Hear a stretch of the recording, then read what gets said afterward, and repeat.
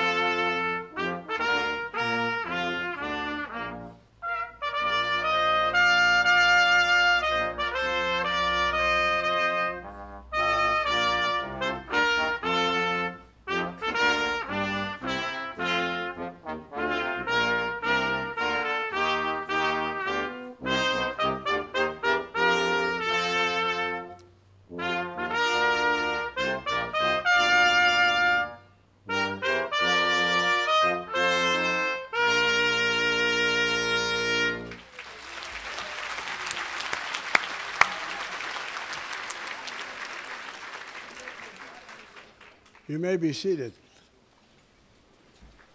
I wonder, the person responsible for the weather, would you please stand?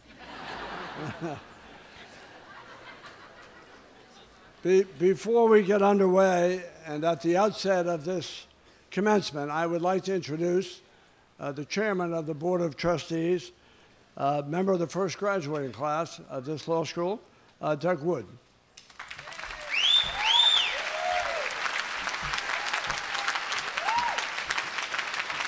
Get down, get down. This is not the traditional way we start. It's usually this is the dean's show, but we have a new dean here today, and I wanted to just take a moment to introduce you to him and talk a little bit about him. John Broderick left the New Hampshire Supreme Court to come to us, and we were lucky to have him, blessed to have a man who's got his passion and who has his belief in this school and what this school stands for. He's going to lead us in the next nth number of years, however long we can hold on to him, to the next plateau, because this is a transformative moment in this school. This is the first graduating class of the University of New Hampshire School of Law, and the first graduating class of the Franklin Pierce Law Center.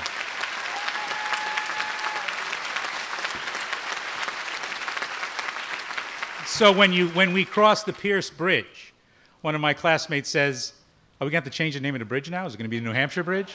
But we'll see about that. But I'll let this show get on the road before Mary. Where's Mary? Mary usually, she times this out. She's probably already panicking that I've talked for more than 5 seconds. I told you I'd do this to you, Mary. Yeah?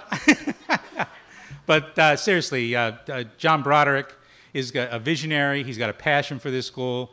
Undergraduate at Holy Cross, his law degree from the University of Virginia, honorary degrees that we can list on and on, awards we can list on and on. But most importantly, he is a man who believes in social justice, who believes in the Constitution, and believes in the passion and what you are doing here and the great bridge you are crossing today. John Broderick.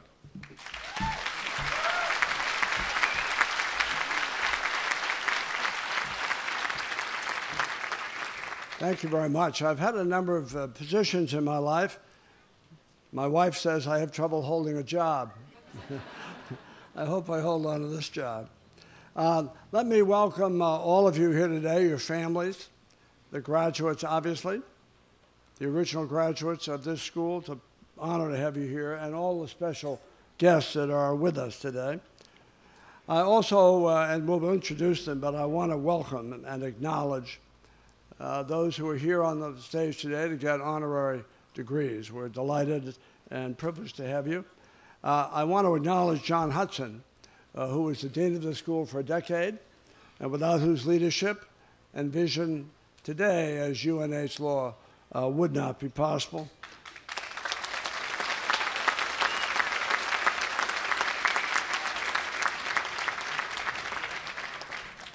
I also want to acknowledge Susan Ritchie, who's the Associate Dean, without whom I would not be possible.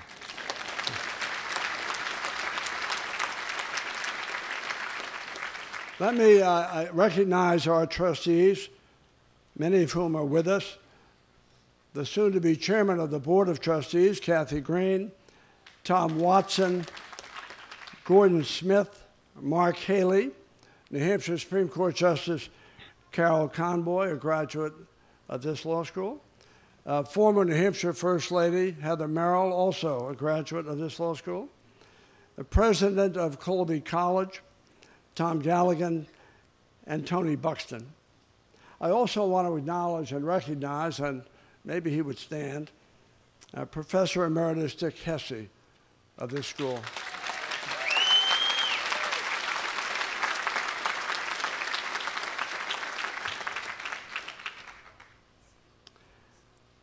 With our class of 1976 was chairman of the board, Doug Wood, whose courage and leadership as chairman of this board has made all the difference to this school. And I wonder if you'd take a minute and acknowledge his service.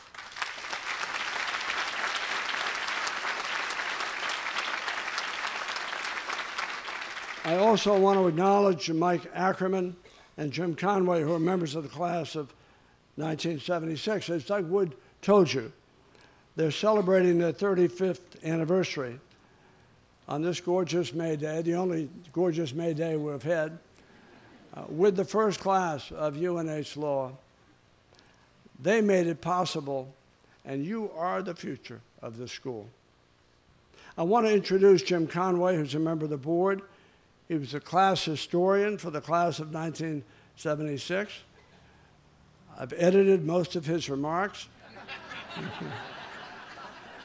and I've limited his time. So it'll be an abbreviated, edited history of the class of 1976. Jim Conway.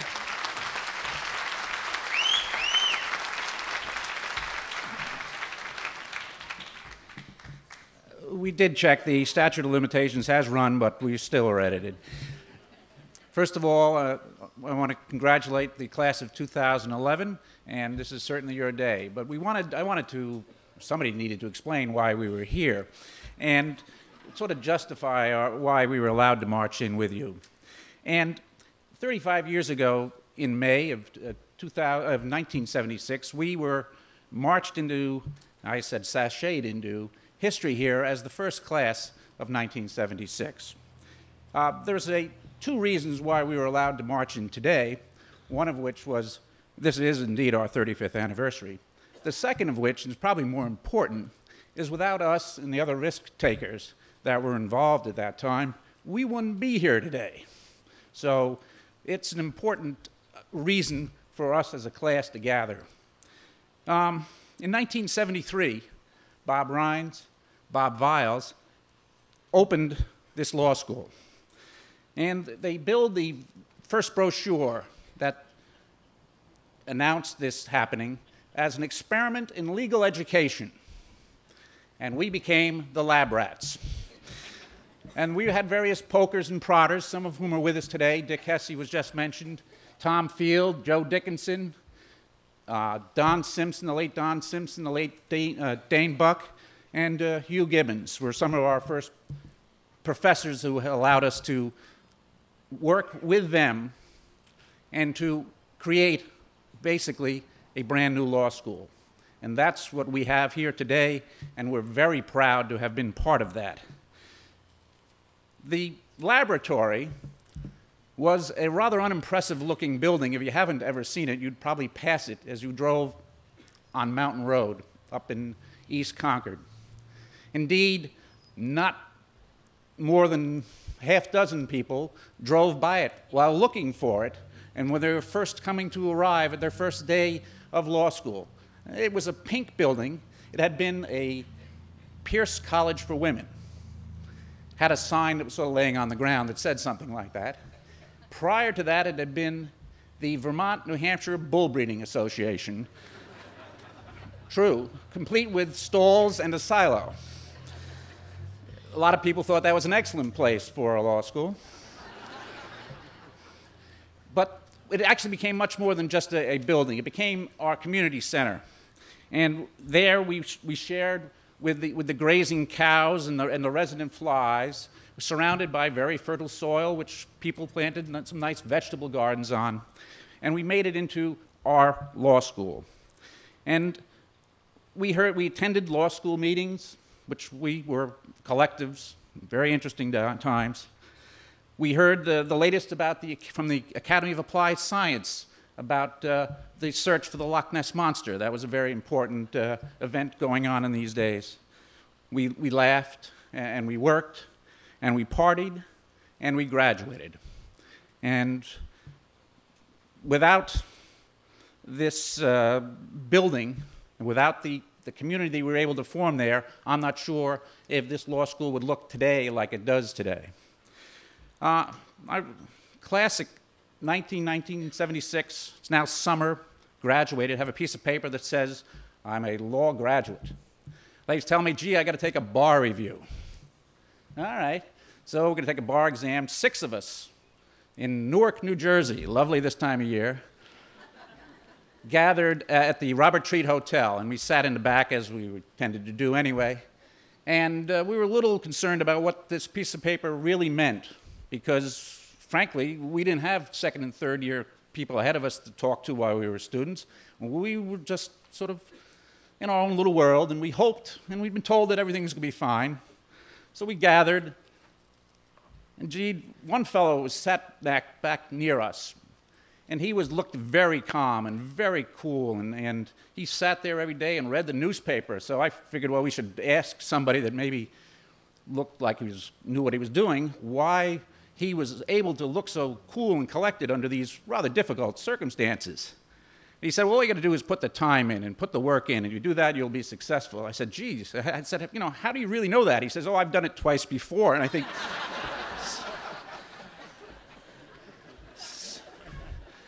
we put the time in, and indeed we were successful. And that's certainly where I think that's one of the reasons that this whole class has been successful. They were willing to put the time and the effort in and to care about each other and care about this school as we still do. So first of all, finally, I'd like to congratulate the class of 2011, and I wish you the same success that we've all enjoyed. Thank you very much.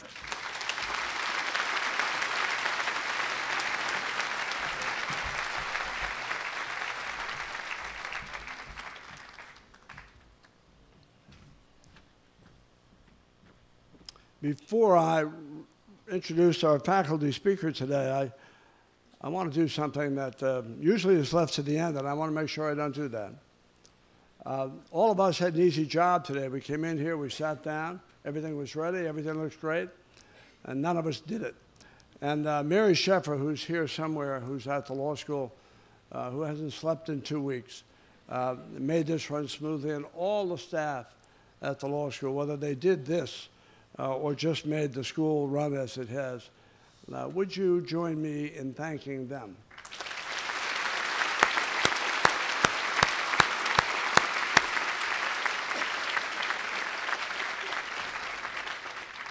There's a tradition in the law school that has existed from the first graduating class. It's called advice from the faculty. Not that any of you need that now, but the tradition lives. And so each year, the graduating class, selects a member of the faculty to make some remarks. And you have chosen Chuck Temple. I've known Chuck Temple for a long time. I've known him as a colleague here, obviously, for just a short time, but he's a great lawyer and a great human being. He's a 1985 graduate of this school.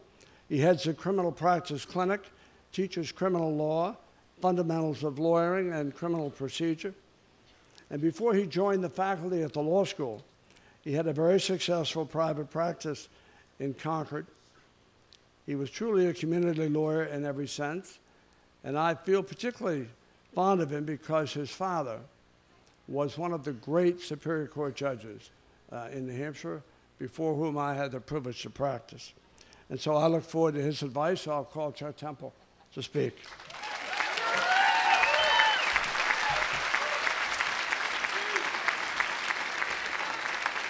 Thank you. Thank you. Before I begin my advice, I had a rather, well, I don't know how to describe it, a difficult encounter in the Jury Box Cafe the other day. I was sitting down and eating my 5th hamburger of the week, served up by Chad, and Professor Mitch Simon visited me. He wanted to talk to me about my graduation speech. And I said, Mitch, I won this election in a landslide victory over Buzz Scheer of epic proportions. Scheer will be so humiliated he won't even show up at the graduation. But he's here. And Mitch looked at me, and all of you have experienced this in torts or in your private meetings with him, with those steely eyes. And he said, "That's a pitiful choice for a graduation speaker." Pathetic, really, he said. And in legal terms, I felt completely screwed at that moment. He went on to say that you should give a speech that lasts no more than 30 seconds and consists of 2 sentences, because you're all about entertainment, all about fluff, and you completely lack substance. But that's not what I'm going to do today for you folks. There's an old Bob Dylan song, which the class of 1976 will appreciate. They were testing various natural substances at the time this song was written. And the song says this: "He not busy being born is a busy dying." For the last 3 years, you folks have been busy being born. You have established your legacy just like that class that's the cornerstone foundation of this school has established theirs. I want to tell you a story. It's a story about this lawyer that I knew very well. I first saw him in a courtroom in central New Hampshire in 1970. I was 10 years old. I'd never seen anything like this lawyer in a courtroom. It was masterful. You can't get this stuff on Law and Order. It was that good.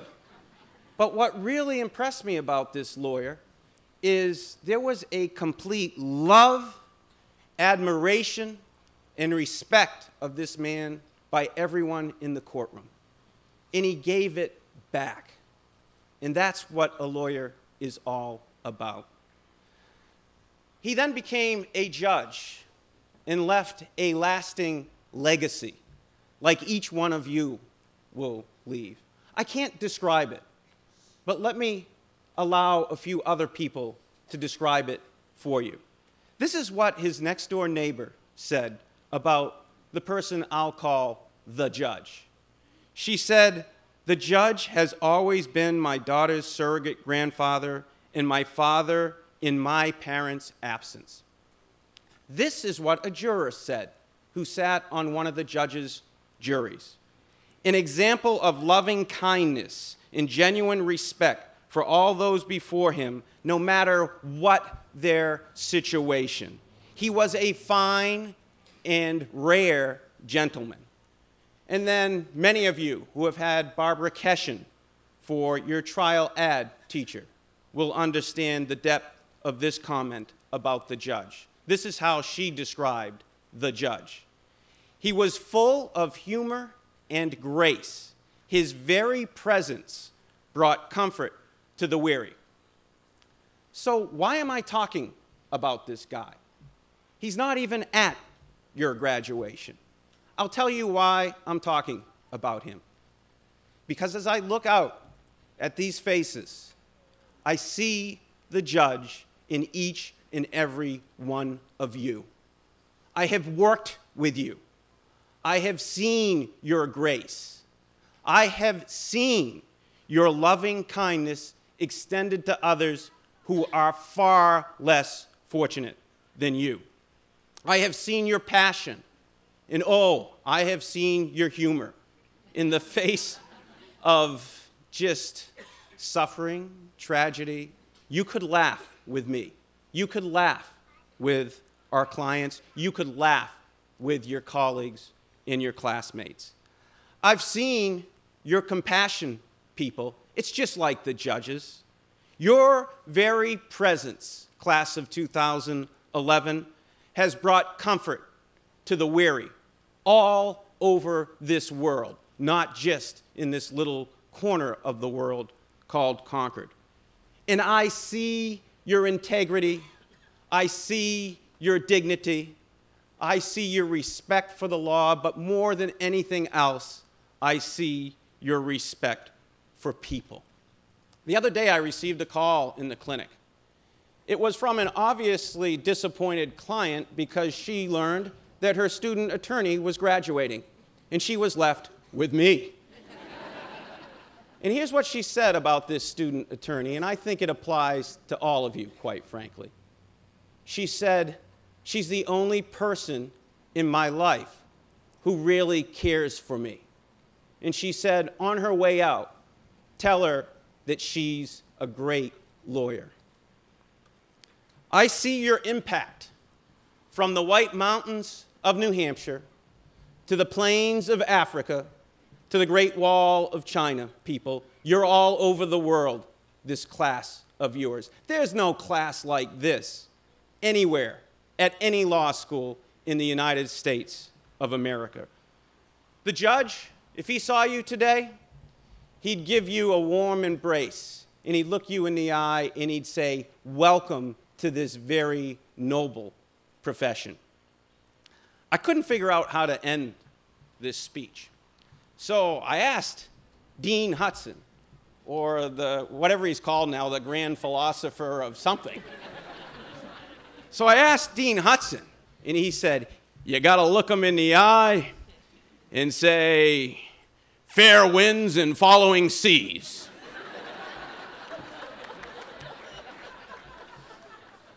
And I said, "Well, I get a little seasick, and we're not going to do that for you today." But I love that. And I wish you fair winds and following seas, my friend.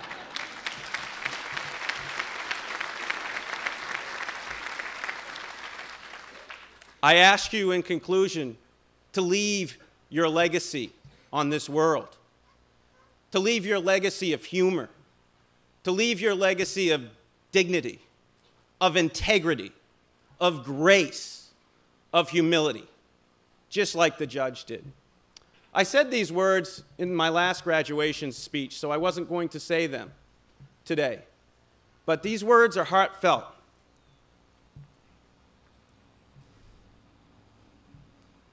These were the last words I said to my father, the judge, on January 15th, 2011. And I say them to you with great pride and with love. May God bless and keep you always. May your wishes all come true. May you always do for others and let others do for you. May you build that ladder to the stars. May you climb on every rung. And may you stay forever young. God bless.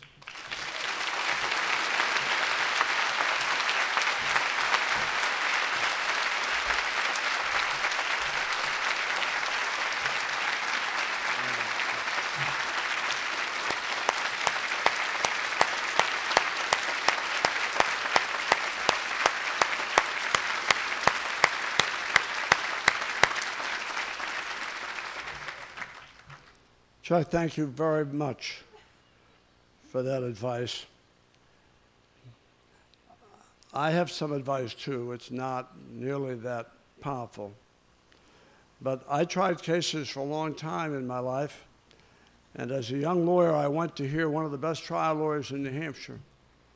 And he said at the end of his presentation, "I'm going to give you the secret of being a great trial lawyer."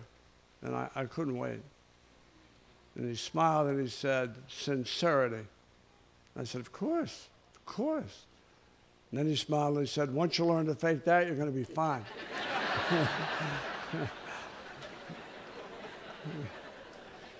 My pleasure to introduce our graduate student speaker, Kanaf Hajija. If he would come, he was elected by the graduate students to make some remarks.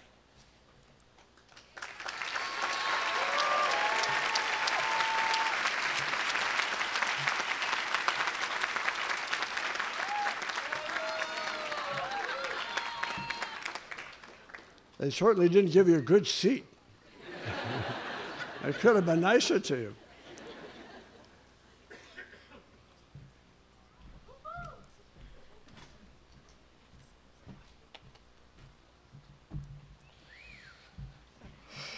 Good morning to all of you present here, distinguished speakers, Board of Trustees, faculty, staff, joyful parents. Your kids have graduated.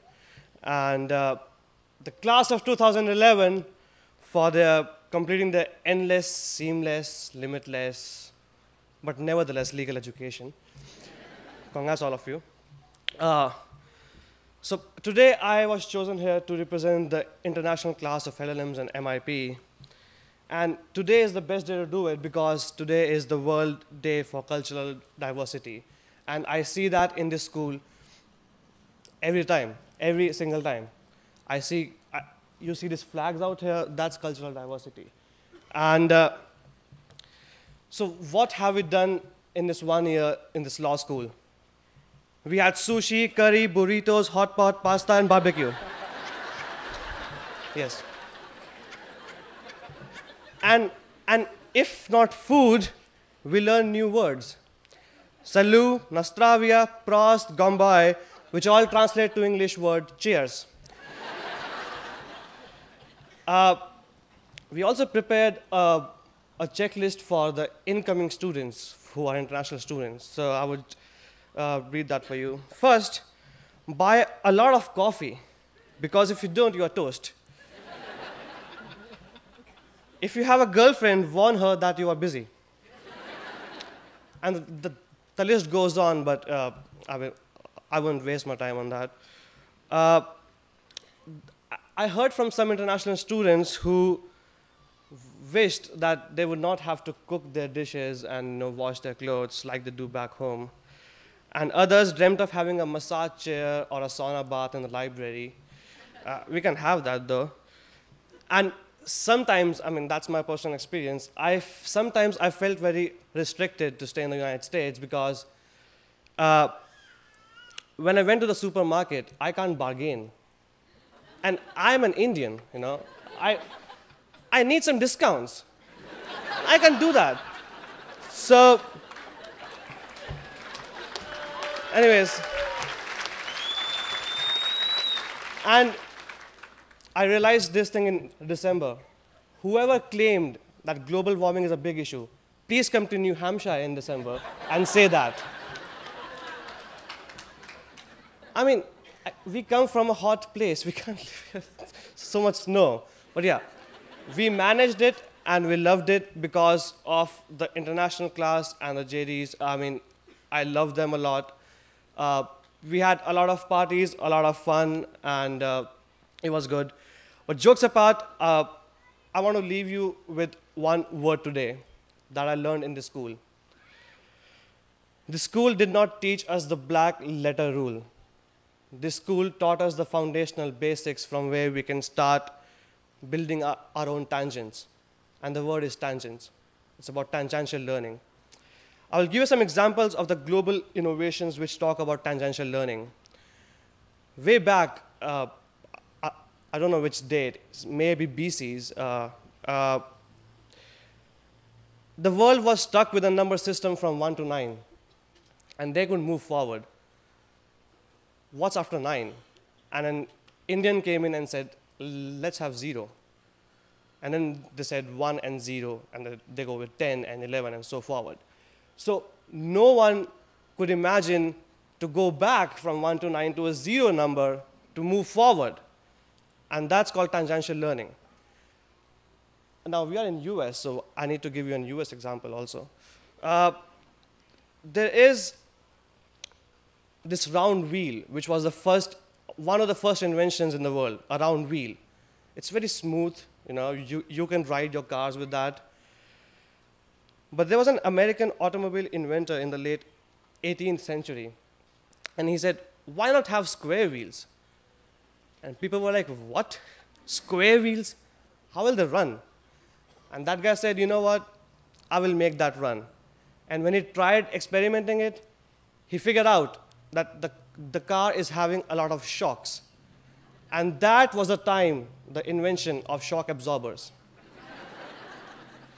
That's what we do in the school. It's about tangential learning. And the school has proven it by its global distinguished alumni, and today you are one of them. And I congratulate you all for being one of the great alumni of the school, and I hope you all do well in this field in the future. Thank you. And tonight we have a party at our place. See you there. Thank you.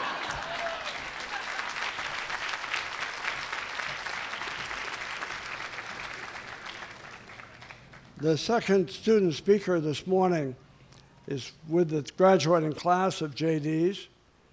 And Brian Bonamano, if you can come forward. Hopefully you got a better seat. You did.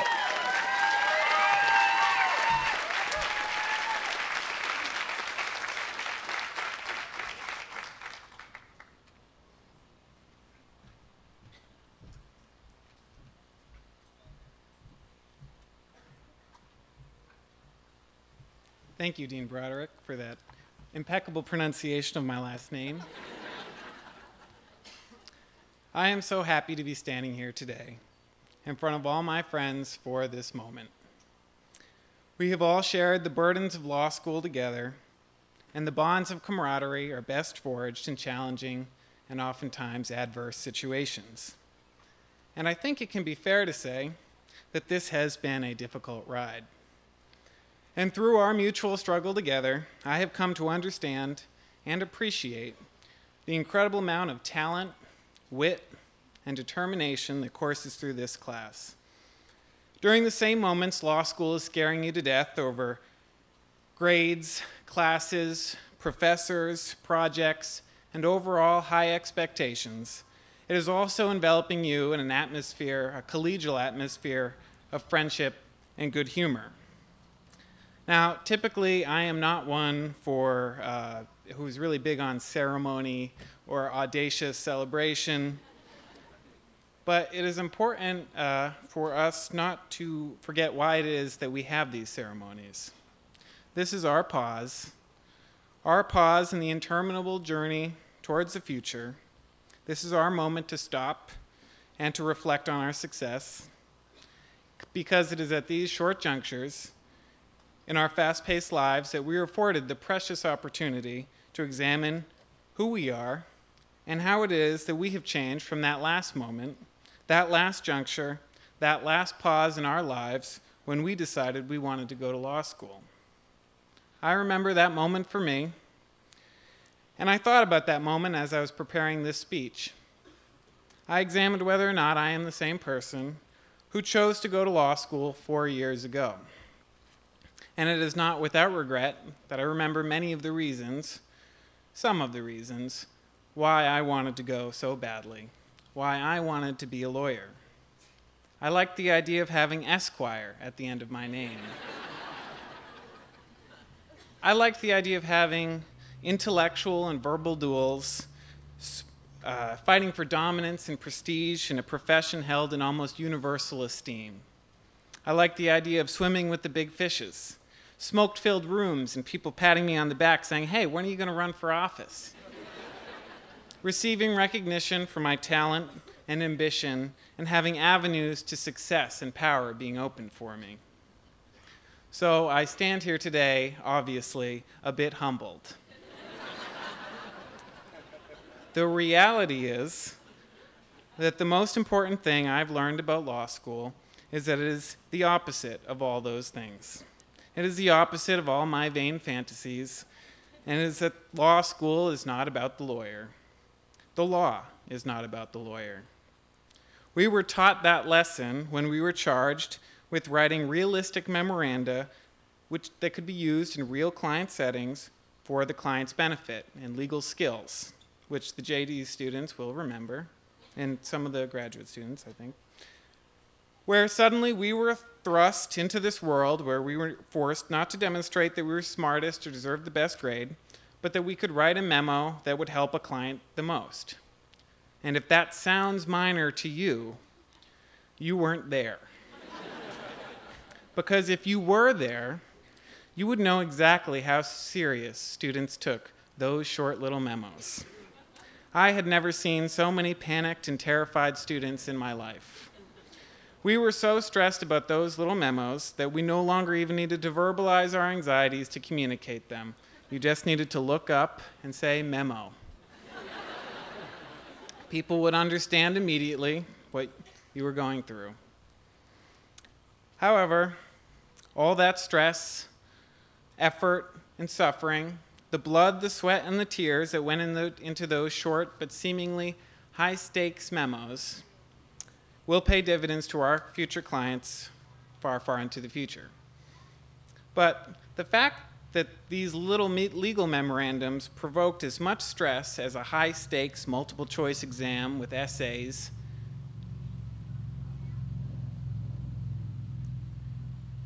says something about what we're doing at this school.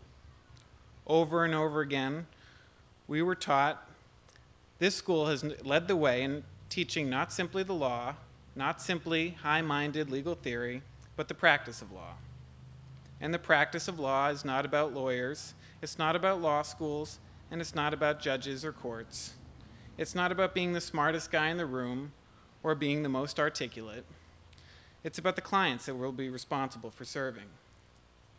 And that is what I did not understand when I was imagining all those vain fantasies. I imagined that law school was for me.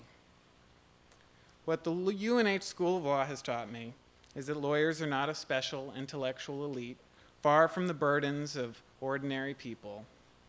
We are the ones who are often the closest to the everyday problems of the people in our communities. And as attorneys, we are given a solemn burden. When we take that oath, we will take on the problems of our clients as our own. We will have the burden to tell our future clients, let me doing the worrying for you. We will suffer through insults and descriptions of us as unseemly or manipulative. Some people will question how you could defend a guilty client or chase after money because somebody was injured. We will suffer through those insults and we will take those lashings and deal with those accusations because we have that higher duty, that duty to protect and defend our clients and the rule of law because it is not about us, the lawyer, or our reputation. In this context, there can be no room for ego, for vanity, or for being concerned with number one. And there are many parts of this school that deserve thanks and appreciation for instilling these values into our class.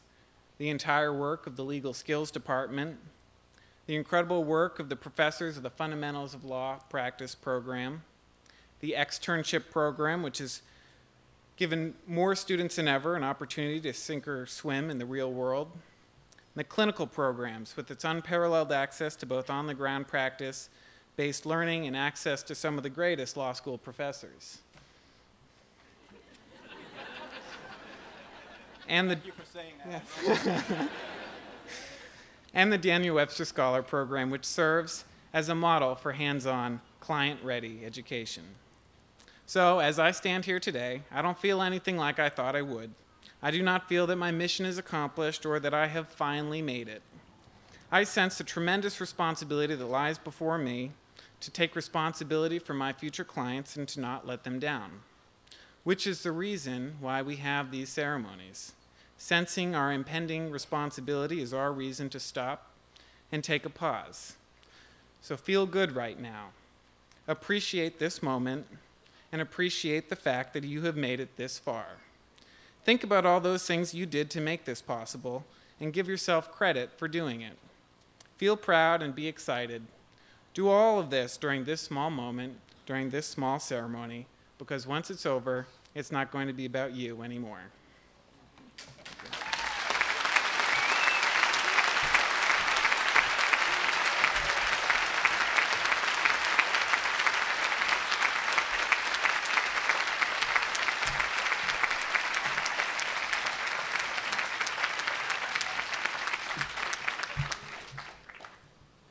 Welcome again.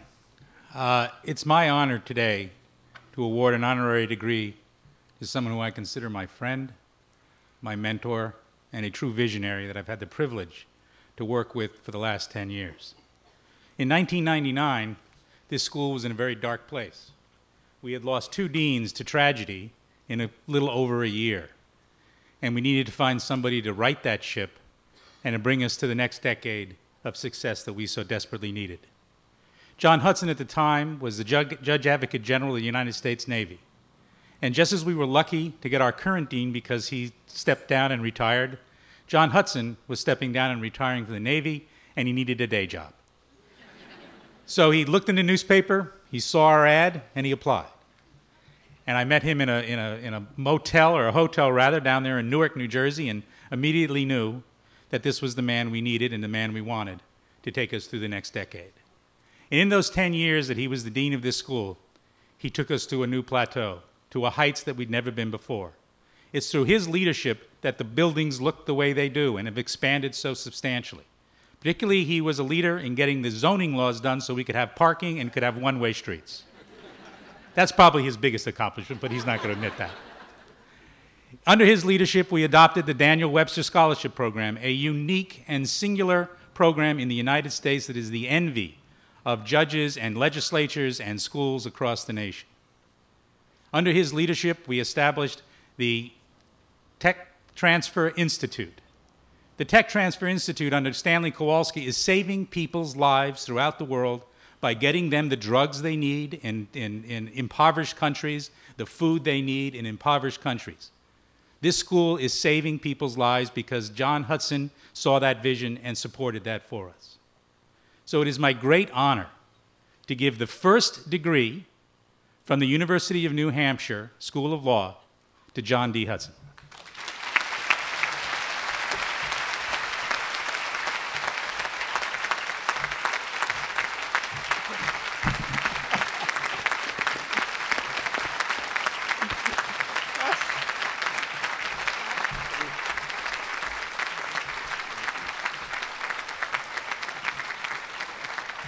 Let me just take one moment to read the inscription. Since I haven't read it before, I hope I don't screw this up.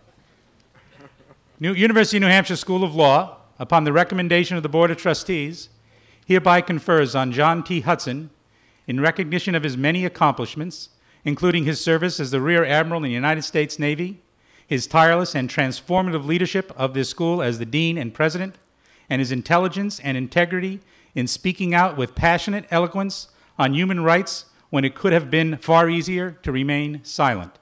The honorary degree of Doctor of Laws and all the rights, privileges, and honors pertaining to this degree given in Concord, New Hampshire, United States of America on this 21st day of May, 2011.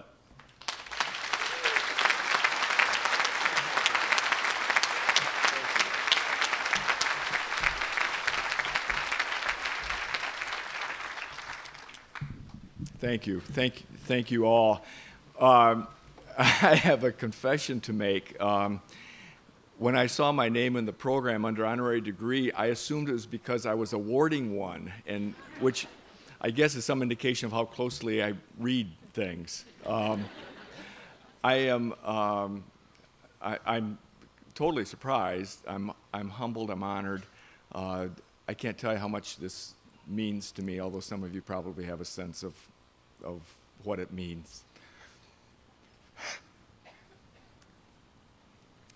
I won't look at Paula. Thank you. Thank you all, my colleagues over the course of the last 10 years. You are all very dear to me. I appreciate it very much. Thank you. Thank you all.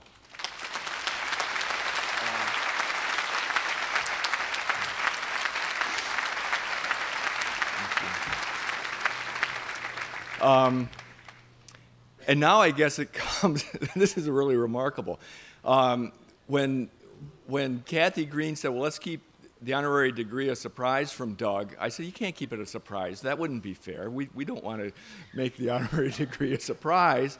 So I guess I've just been zoned out lately. I don't know. But, and the kind of remarkable thing is that Doug took my speech, which is lying on the floor over there, because we did meet like that. In fact, we were with Donna Edwards as the vice chair, and that meeting turned into a great friendship and affection. And the things that Doug just gave me credit for are largely primarily the responsibility of Doug Wood, who has been the chair of our Board of Trustees for many, many years now, 12 or 13 years. His family's over here, and I'll let Doug introduce Carol Ann and the family, including the brand new daughter-in-law himself, because I know he'll want to do that. We've built 2 buildings. We've had a complete renovation of the rest of the building, including what we denominated yesterday as the Douglas J. Wood boardroom under Doug's leadership.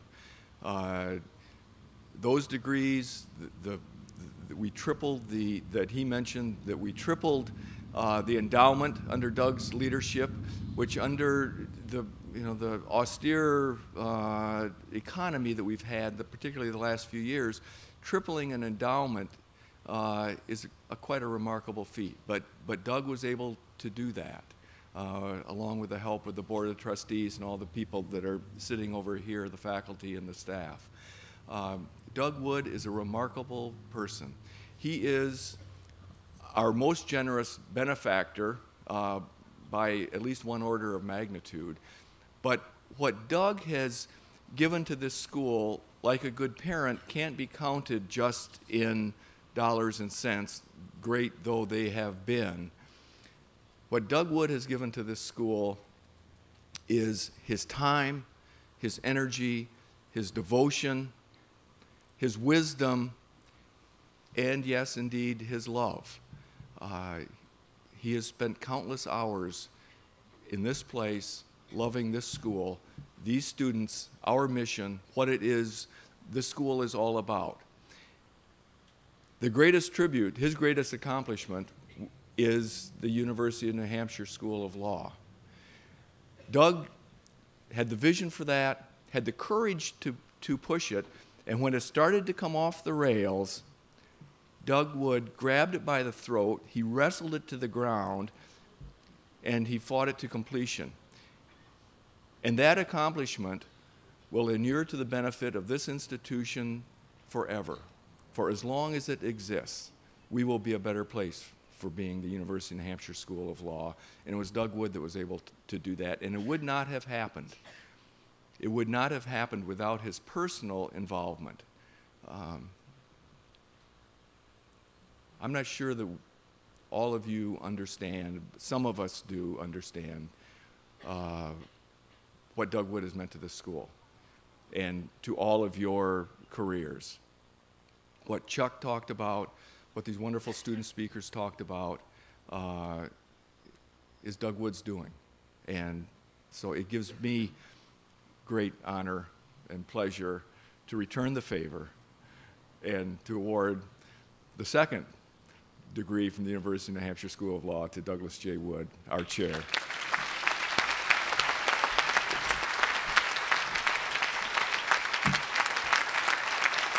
is cool, isn't it? We did this together.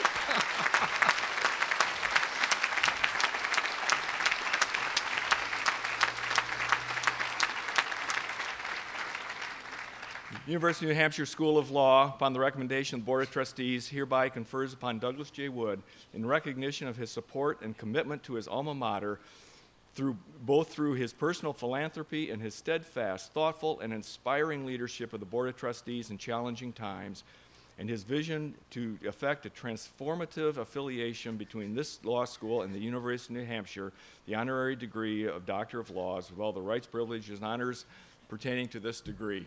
Congratulations.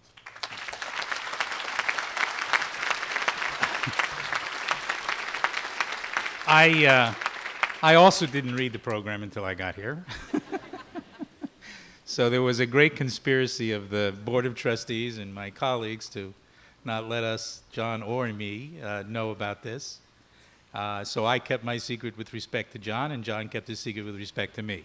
That may be the only secrets we've ever kept from each other in the last 10 years. So we did it right once there, John, really? John, you know, it's funny.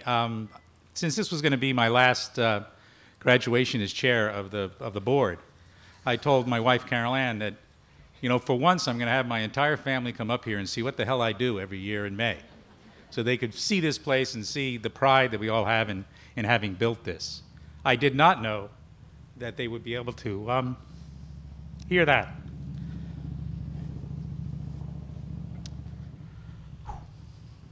So thank you. Thank you to my family. Thank you.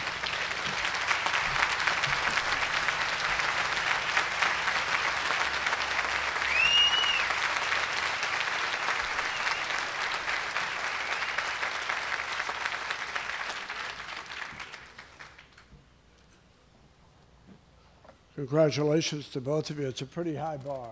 It's a pretty high bar. I have an opportunity now to present an honorary degree to someone I have come to know and admire. Chief Justice Wallace Jefferson of Texas. I first met him in the Conference of Chief Justices some years ago. He and I both had the prestigious positions of being on the resolutions subcommittee. I knew why I was there. I wasn't sure why he was there. But because of who he is, he took that job very seriously and very thoughtfully. And I remember going home from that conference thinking, he's a pretty unusual fellow. I better get to know him more. And over the ensuing years, I did. He's been on the Texas Supreme Court since 2004, and he made history. He was the first African American on the Supreme Court of Texas. And he made history again when he became the first African American Chief Justice of the Texas Supreme Court. But that's not why we're honoring him. And that's not why he had those honors.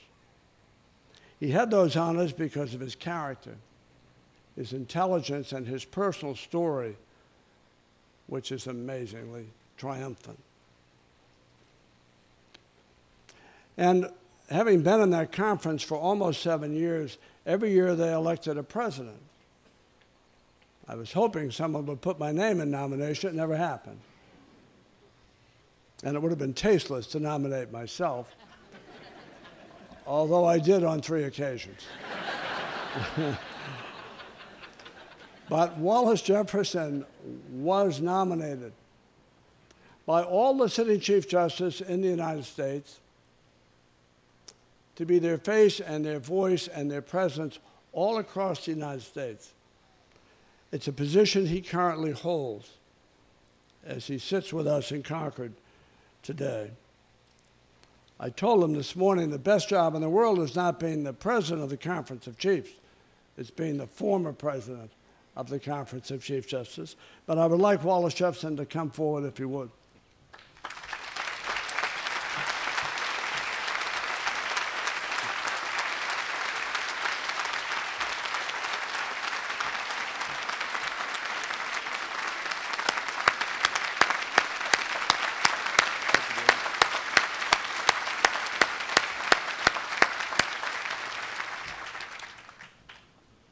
And let me read the inscription on the honorary degree from the University of New Hampshire School of Law.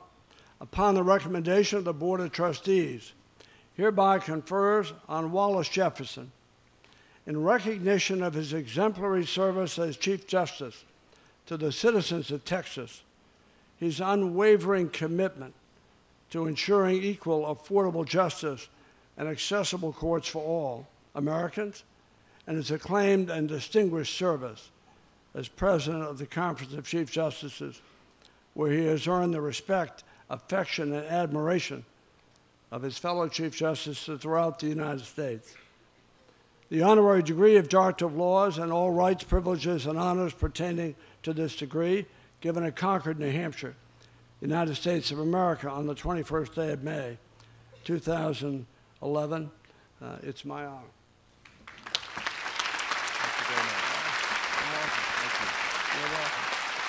Thank you. Thank you very much. Thank you. Thank you, Dean.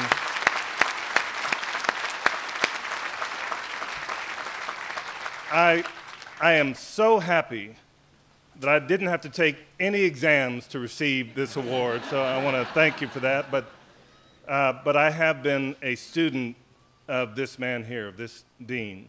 As Chief Justice of Texas, I came to the conference, and this man in the Conference of Chief Justices was the leader in making sure that the most vulnerable in our society had access to justice. And so in the spirit that he left us at the conference and in the spirit of access to justice, I'm very honored to receive this award. Thank you very much.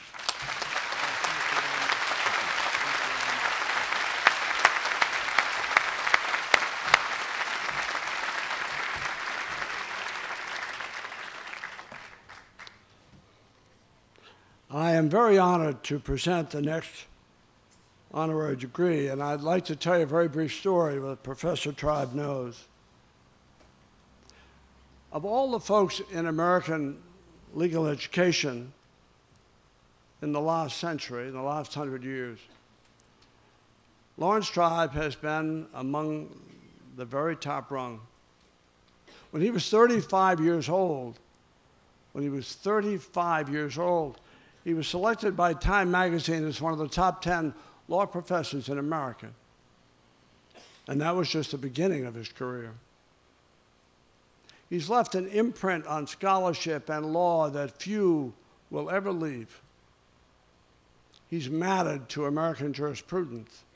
His opinions are sought and respected here and around the globe. He's one of a handful of university-wide professors, not just law school professors. I think there have been 60 or 70 in the entire history of Harvard University. But I didn't have the privilege to go to Harvard, and I didn't have the privilege to take a class, but I did have a privilege to get to know him. He was at the Department of Justice, heading up an Access to Justice initiative at the request of the Attorney General.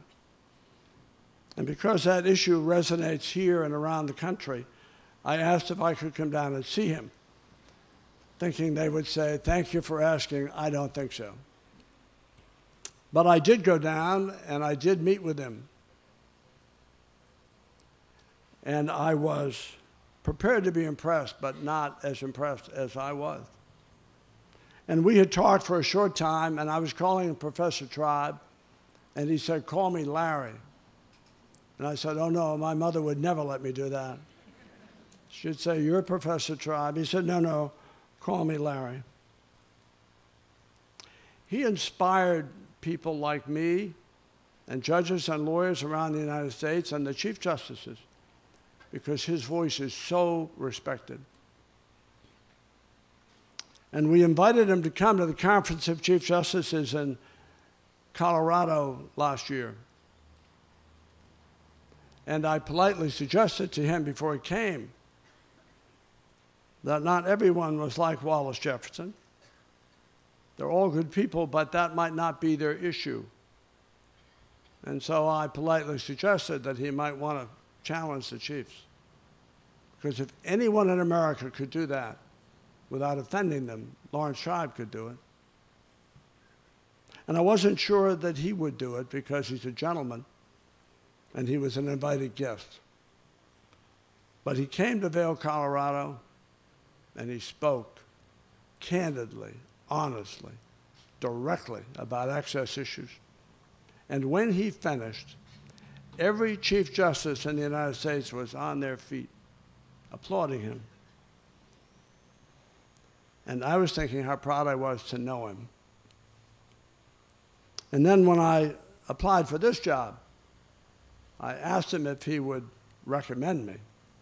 That was the acid test. And he passed that test too. And then when I was announced, I asked him if I could have a quote in the press release, thinking his judgment would have improved and he would have declined. He said, "I'll give you a quote." I'm grateful to him, but mostly I admire him. And to have him here today, with the gravitas he brings to American legal education, is an honor I will always remember. So, Professor Tribe, I'd like you to stand, and I'd like to present you with an honorary degree.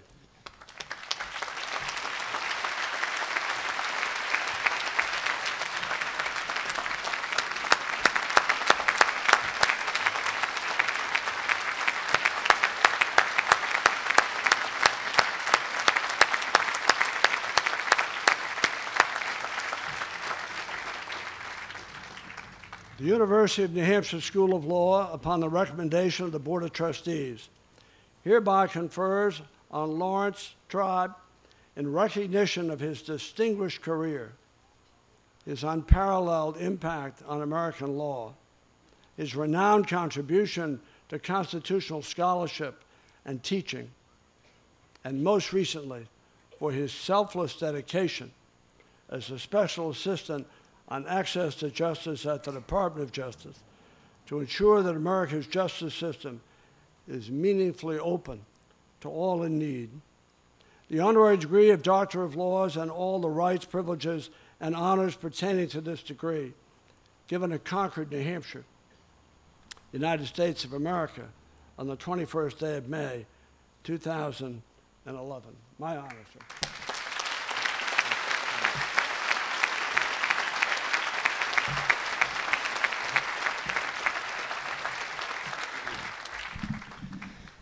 Well, I can't thank you enough.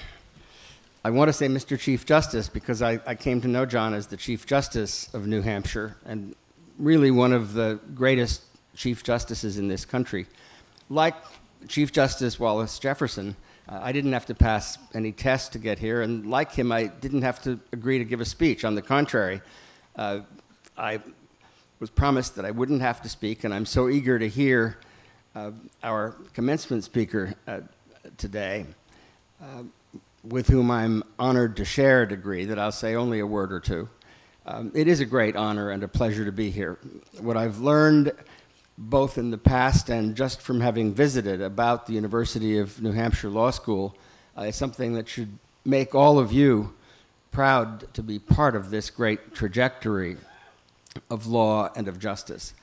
When I got to know John Broderick, it was after a very daunting assignment by the President and the Attorney General to be Senior Counselor for Access to Justice, and I was floundering. I met people all over the country, but really no one informed or inspired me more than the person that you are fortunate to have as your next dean. John Broderick is a ball of fire with intellect and passion at its core. He is dedicated and committed to make justice a meaningful reality for all Americans. And it is an enormous honor to receive this degree from him. He is a person who gives meaning to those words that are inscribed on the Supreme Court: equal justice under law. Thank you so much.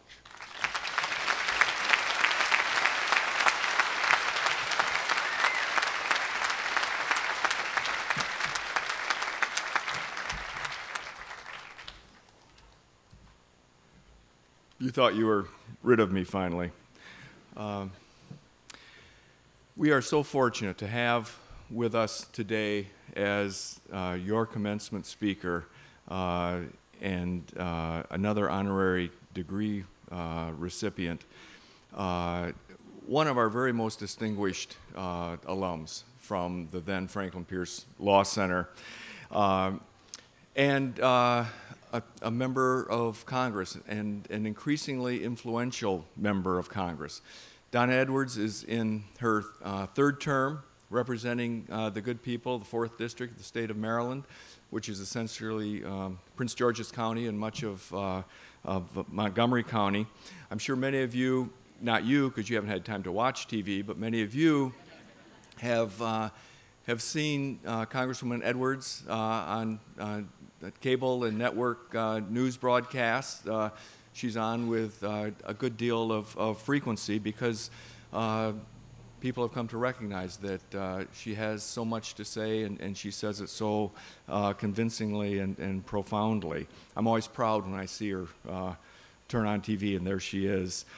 She was a long-serving member of the Board of Trustees, and as I said earlier, she was the vice chair when I interviewed for this job. I won't reiterate her really myriad and remarkable accomplishments because they're in your program and you've probably had the chance to read them. But what I would like to do is call your attention to the theme that runs through all the things that Donna Edwards does. I think she's the perfect commencement speaker for this school because she is the personification of what it is we aspire to do at the University of New Hampshire School of Law and what it is we want to be and we want our graduates to be. For years since graduation, Congresswoman Edwards has devoted herself to service, much like we heard today. It's about the client, it's not about the lawyer. Service to the people. That's what she does. That's what she stands for, and that's what she's so good at. She's focused in nonprofit and public interest work. While, as an example, while the executive director of ARCA, she worked tirelessly to secure a fair living wage for working men and women in America, for the independence of the federal judiciary, to end capital punishment, to protect Social Security, and to promote labor and human rights. As the co-founder and executive director of the National Network to End Domestic Violence, she led the successful effort to pass the Violence Against Women Act of 1944, which was signed into law by President Clinton. She's been widely praised for her courage and leadership. As a member of Congress, she introduced and was the lead sponsor for the legislation to enact a constitutional amendment permitting Congress and the states to regulate the expenditures of funds for corporations engaging in political speech, essentially overturning the Citizens United decision by constitutional amendment. She has traveled all over the Middle East, twice to Afghanistan, supporting our troops and working for peace in that very troubled part of the world. To me, Donna Edwards is awe-inspiring, working tirelessly to achieve her dreams of a better world. This she does by working for people, because she cares about people. Not as a means to a personal end, but as the goal itself. That's her guiding light, and the results of her efforts shine down on all of us. Gandhi said, "Be the change that you want to see in the world," and Donna Edwards lives that out. As much as anyone I know, Donna Edwards lives out that. She's a change agent, and if you could somehow empower anybody in the world to be responsible for change in the world, Donna Edwards would be a darn good choice. The world would be a better place if Donna Edwards were completely in charge. So it gives me great pleasure to award this honorary degree and to introduce your 2011 commencement speaker, Donna Edwards.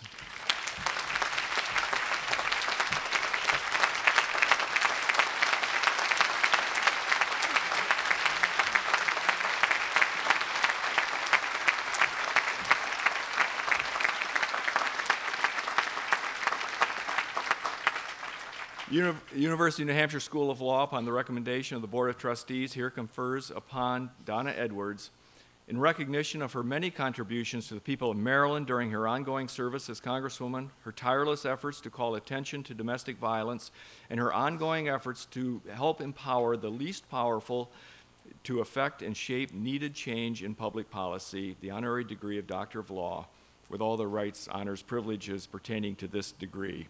Congratulations, Donna.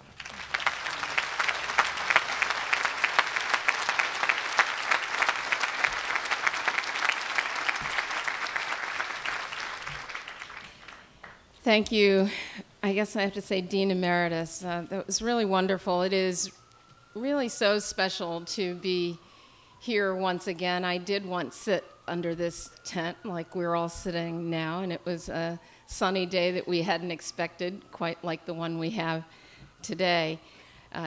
Dean Broderick, to all of our trustees, to our honorary degree recipients today, and to the graduating class, your family, your friends, and the faculty of this really wonderful institution.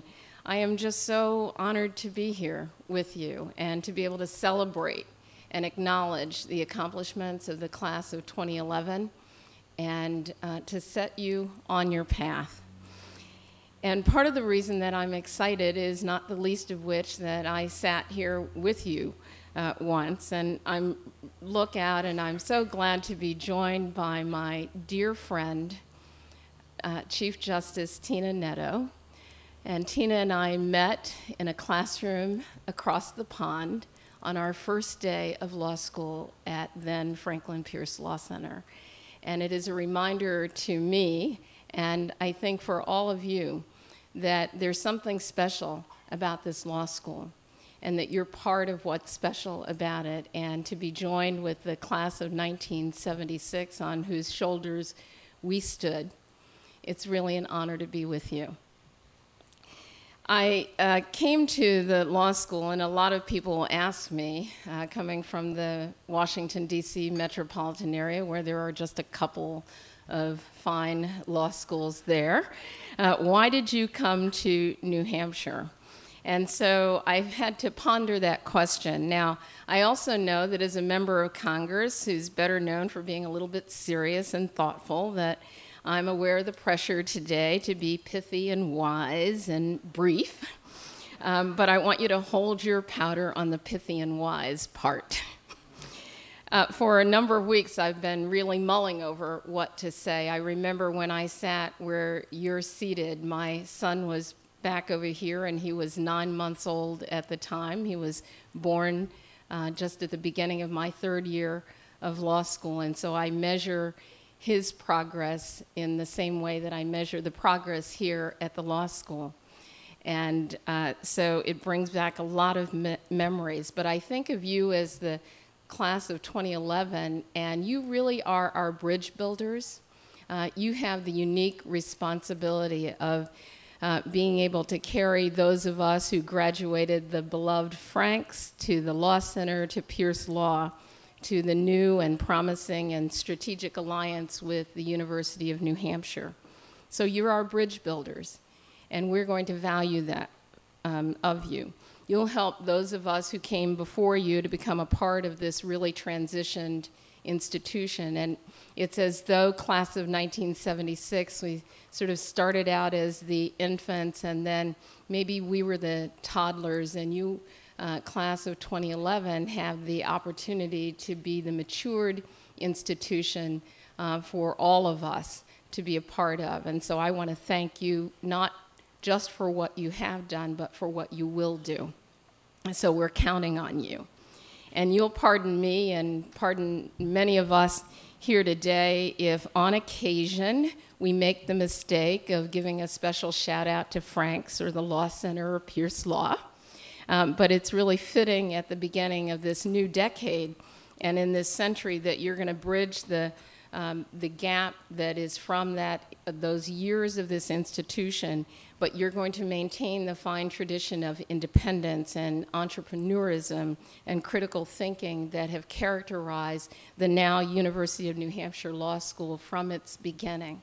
And I can already hear today, and the speakers that you've chosen, that you understand that, and you understand that tradition that you will grow with and that will grow upon.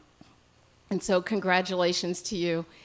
I chose Franklin Pierce Law Center then, now the University of New Hampshire. I've even changed my bio, so some of us have had to do that, to the University of New Hampshire School of Law.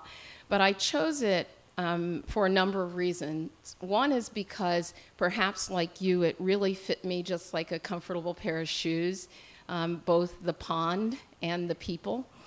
And like many of you, I wanted an intimate learning environment. I wanted one that would challenge me to think critically. I wanted an institution that treated me as more than just a number on a blue book. And I wanted faculty who would challenge me and challenge me over and over again. And I know that I received that. I know that Chief Justice Netto received that, and all of your predecessors, and I know that you did too. We had here, and we still do, a faculty and staff who understand that the core relationship between the law and people's experience is their experience of life. It isn't just about the law. It isn't just about the practical application of the law, but it's about people's lives. And we understand that here. We understand it whether you're focused on those who innovate and create, or who are building small businesses, or they're poor and they're working and they're struggling. And this law school has the ability to help us understand the connection between the law and their lives. And so it was here that I learned that justice is really much more than simply an application, but it really is the high water mark. And I want to thank, I know he's not here today, but people like Jim Duggan and Mitch Simon, because they taught me about that high water mark. It was really here that I learned the importance of the process as well as the substance of the law. Joe Dickinson and my good friend Dick Hesse taught me about that. And it was here that I came to appreciate creativity and innovation. As you, I think, have appreciated that as well, to understand the value of being unafraid to stand alone, but also being willing to stand with others. And so I want to thank people like Tom Field and Sarah Redfield and Hugh Gibbons and Marcus Hearn, whom I saw earlier today, because what I think is that what you take away from this institution, and it feels a little somber, but it's really not, because part of what you take away is outside of this comfort zone of the law school, there are people who've taught you things that you didn't know, and they helped you discover things about yourself. And for me, the 3 years were so much more about those kind of discoveries than it was just about the law itself, and I hope that that is true for you. Now, for some of you, the journey that you began today as a lawyer is going to be an interstate highway. You're going to have a few exits here and there, but mostly you're going to be on the straight line to cruise control. Do you understand what I'm saying, Tina? But for others, it's going to be kind of a windy country road, a few forks, a couple of dead ends, and some engine problems. And you can guess that I probably did more of the country road thing. But it really doesn't matter, because it's your journey. It doesn't matter because whatever it is, there's still a lot at stake for you. And I think it's going to be your opportunity to find those solutions and to meet the task and the challenges, however it is that you get there. And when I think about this new century, and we're now a decade in it, but you get to start this particular decade fresh, that the skills that you have to give us a stronger start than we got at the beginning of the last decade, at the beginning of this new century. And you're privileged because you're going to give us a really firm foundation. You're also privileged because you'll have the opportunity to take us through in this innovation economy. And I look at all of the different states and countries and communities from which you come. And what I see is that already here at the law school, as it was when I was here, is that we've connected communities and states, and we've connected the world in a special way that doesn't happen every place, but it happens here. I remember my second and third year of law school here, and my roommates, one from Dar es Salaam and the other one from Beijing. And what did I teach them? I taught them about Halloween and things like that. But it connected us in a way that was fundamentally so different than I know that my peers at other law schools didn't get to experience, and you do. And I heard that in your speaker earlier talking about the food that connects you. Well, that's really cool too. And so I think that what I'd like to share with you is that it's important for you to understand the role that you're going to play in making changes to systems that affect future generations, not to a single life, but to systems, because we have so many problems that are deep and they're structural and they're systemic. And the importance of your playing a role in big ways and in small ways that really can make a difference. And they're the big issues of the day, maybe on energy or food security or cybersecurity, or maybe it is that you're just trying to figure out the way that make systems work in a local community so that people aren't so frustrated with government and with those who serve. And it's also a commitment to public service. And I think that there can be a commitment to public service whether you hold elective office or not. Elective office just happens to be one way. And I wanted to just remind Brian that no one's ever going to pat you on the back and say, hey, please run for office. It just doesn't happen that way. But we're really in an ever-shrinking globe, and you know that and you understand it. And so your job is to connect these dots around the globe for us. And it's not really a lofty goal or too high expectations. I mean, the reality is that with your graduation today, you've actually joined the elite. You've probably joined that, top 1, 2, at least 5%, because 95% of the world is struggling and maybe lives in poverty and maybe doesn't know where the clean water is going to come from or how the electricity is going to come to serve their communities. And so you know that you already today, you stand a better chance than that 95% of the rest of the world to be able to actually take care of yourself and your family, to not live in poverty, to be able to start a business or a law practice, to enjoy retirement, and to take an occasional vacation. That's not true for the vast majority of the world, and so it carries a special responsibility. And they do say that membership has its privileges. And for all you copyright and trademark people out there, don't blame me for that, okay? But it does. And so I really want you to ask yourselves, first say to yourselves, I'm going to pass a bar exam, and then just do it, and don't, kvetch over it too much, just do it. And second, I want you to set your own course, but I want you to remember to pay it forward. And I want you to do whatever it is that you do with joy and passion, because you're going to have to work for 40 or 50 years. And so it should be with joy and passion, because what a drag to do it any other way. And I think if you're a lawyer, no one is asking you out there to save the world. But sometimes you have to do something for someone other than yourselves and other than your immediate surroundings. It's just the responsibility that we have, and we have the tools for it. We have the tools for that kind of change. We have the tools to understand the ways in which laws can work for people and not against them. And you have those in a very unique kind of way. Now, I'm privileged to serve the people of the 4th Congressional District of Maryland, and I've always believed in service. But I also know that there's life beyond service. And for you, your careers are going to take so many different paths. I mean, just look at mine. It's been all over the map.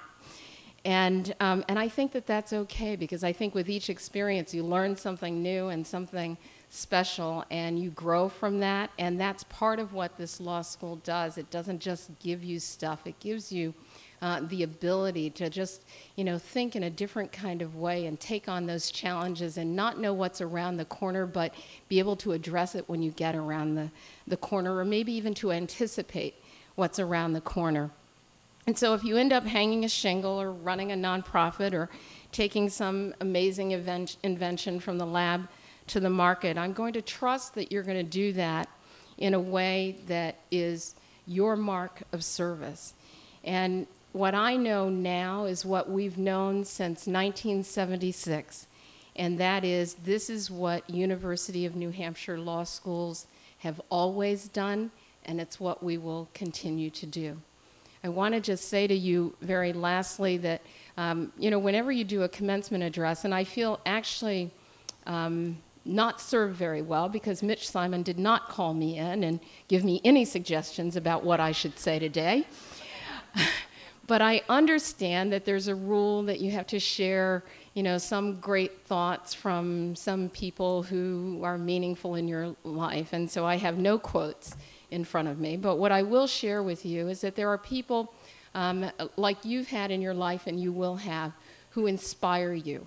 And for me, at this law school, I named some of them. One I didn't name is our deceased and longtime Dean, Bob Viles, who was such a friend and mentor to me. There almost is not a day that goes by in some way or other, even now, that I don't think about him and think about what he meant to me. And we were, in a way, a bit bridge builders, as you are, from the Bob Viles generation to now. And there are leaders who can only take a place, so far, and then other leaders come in and take a place to the next step. And that's exactly the kind of history, Dean Hudson and now Dean Broderick, that we've experienced here at the law school, is that we've had the right leaders for the right generation, for the right path for our law school.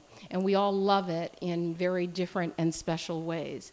And personally, I look over time, because none of us ever gets to a place by ourselves. And now, as a member of Congress, I think about people, for me, the women in my lives, like the Sojourner Truth. So I didn't know, but I'm guessing that she would probably tell me to stand for justice and to stand for women. I'm guessing that people like Shirley Chisholm would say to me, you know what, just keep your independence and do what's right, and it's going to pay off in the end. I'm guessing that people like Barbara Jordan, whom I admired so much, would say, there is something special about working for the common good. And I'm guessing, although she's not here yet, that there's going to be an African-American woman on the United States Supreme Court, and she's going to be some sort of morphed combination of Ruth Bader Ginsburg and Thurgood Marshall. And she would say to me something like, with 50% of the world, you can't lose the talent of that 50%. You have to use the talent of all 100% of us to make a difference in this world, and that the Constitution stands there not just as a document, but because it's there for truth, and because we need it to validate our experience as human beings and our relationship one to another, because there's a greater good ahead of us. And so I want to congratulate you once again on your achievement, and to let you know that I know that we all understand here, the faculty, your parents and friends understand that this is not your last achievement. Congratulations to the class of 2011.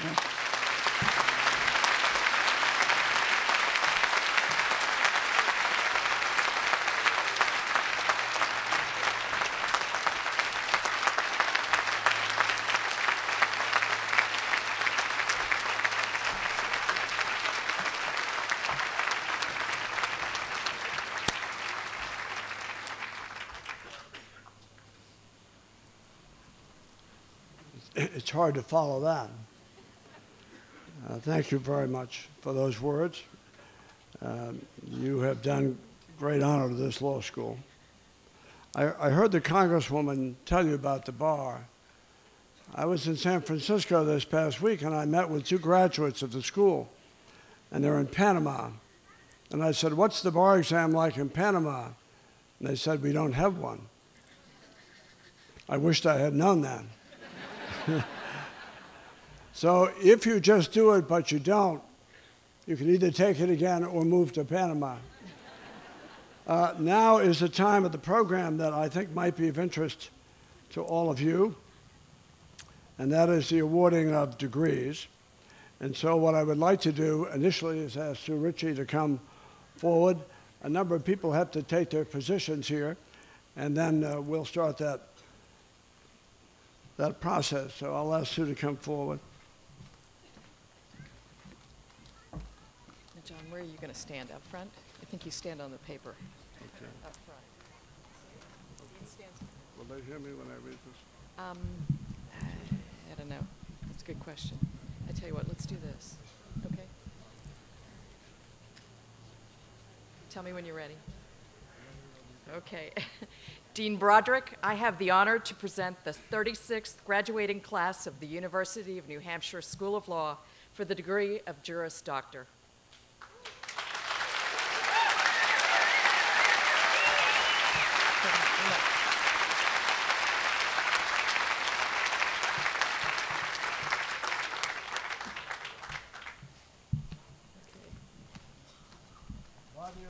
Vested in me by the Board of Trustees of the University of New Hampshire School of Law, in recognition of the satisfactory fulfillment of the course of study and all the requirements pertaining thereto, I hereby award the degree of Juris Doctor with all the rights and privileges, honors, and marks of distinction pertaining to those elevated to this degree.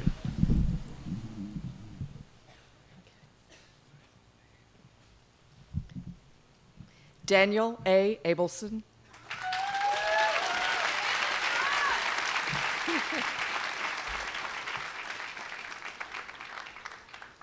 Nima Adabi.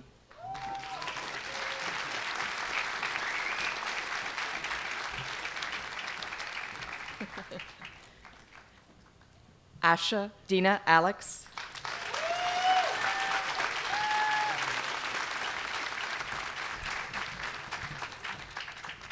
Alma Alvarado.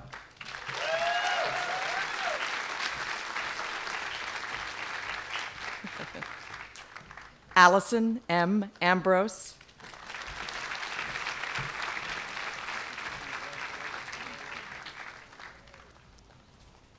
Ashley Michelle Backman.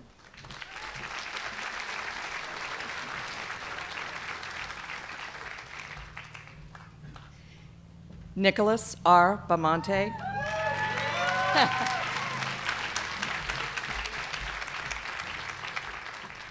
Jennifer L. Barrett.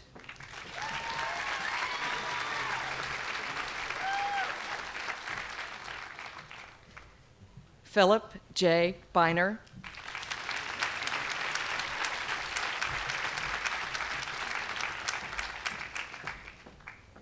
Michael J. Bennett.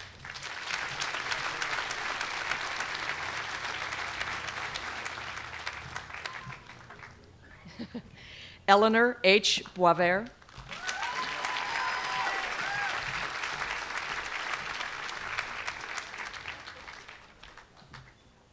Marina A. Bongiorno.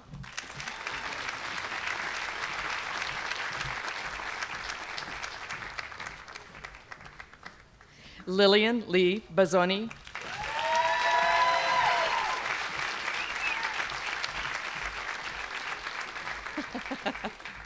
Anna T. Bragg.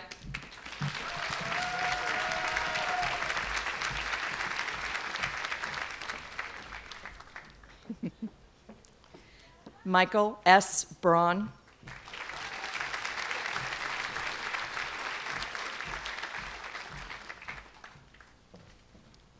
Lauren Mary Breda.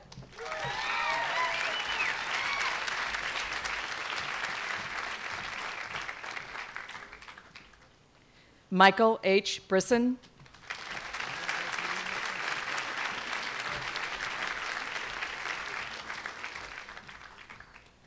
Corinne Elizabeth Brobst.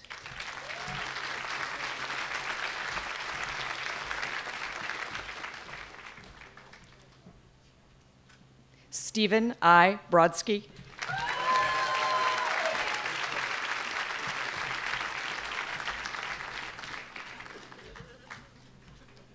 Casey W. Brown.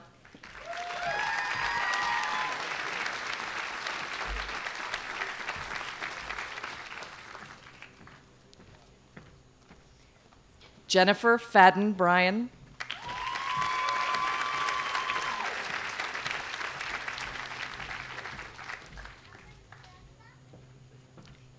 Brian William Bonamono.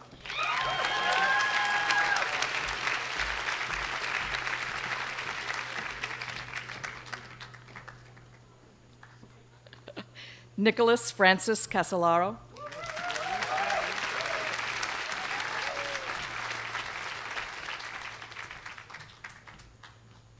Aborn C. Chow.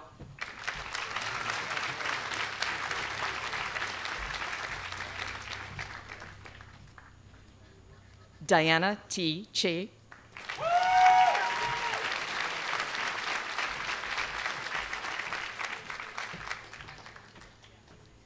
Amrita K. Chiliwal.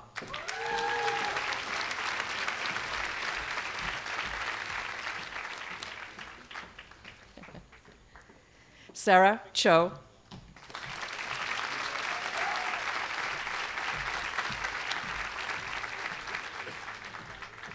Stephen M. Chong.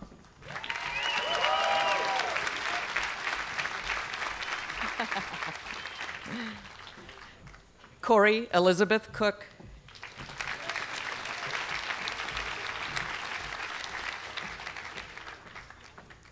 Rachel A. Cronin.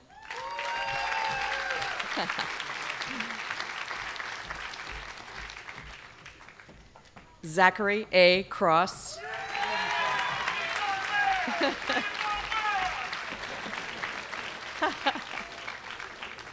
James Spencer Culp.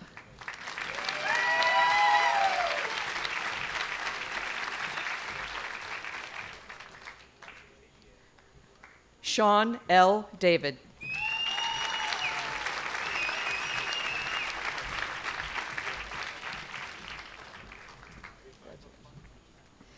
Trad James Davidson.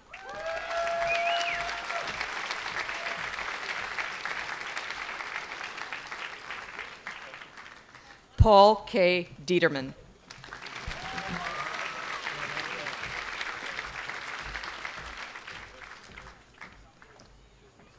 Brian D. Doigan.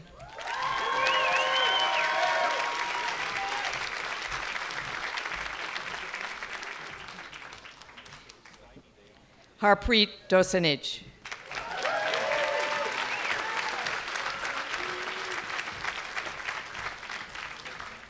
J. Q. Duguay.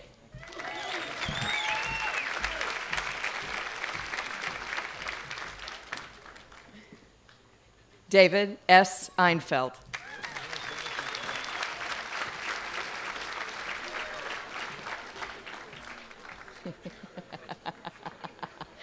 Georgia M. Ellis.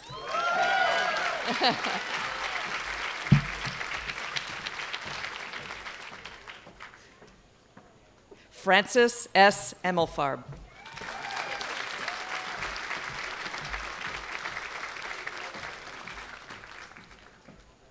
Stephanie E. Falk.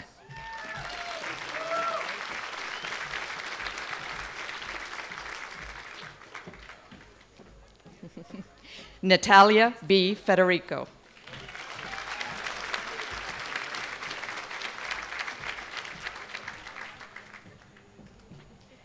Jessica W. Fernandez.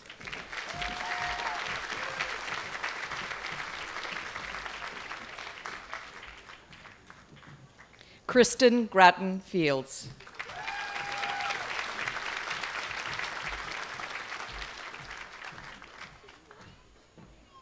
Ryan K. Fields.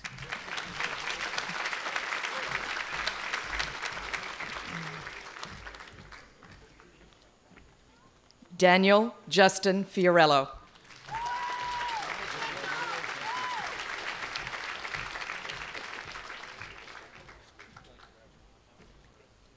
Sarah Elizabeth Furman.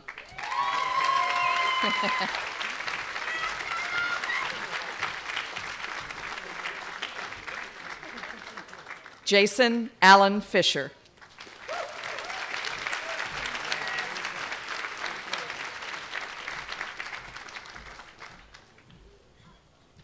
Taylor Ann Frazau.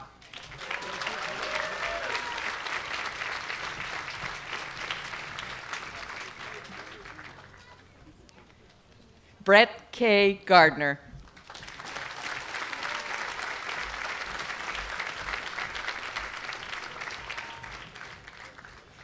Kate Elizabeth Jirashi.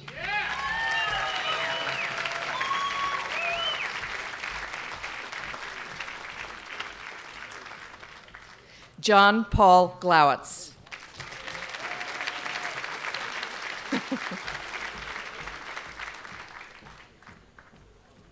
Amanda C. Godlewski.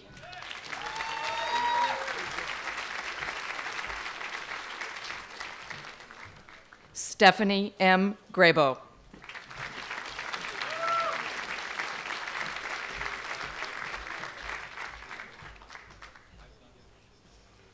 Emily Erin Hahn.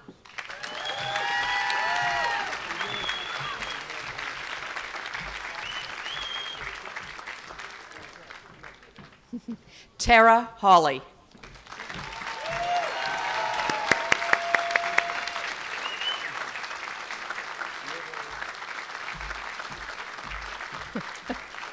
Martin William Hayes.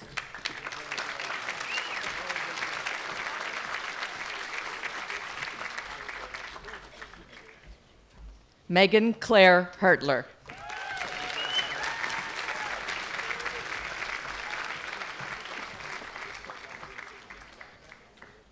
Joel R. Hibschman II.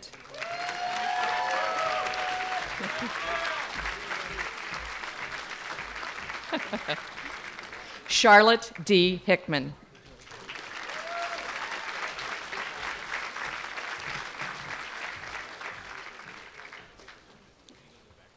Courtney R. Hickson.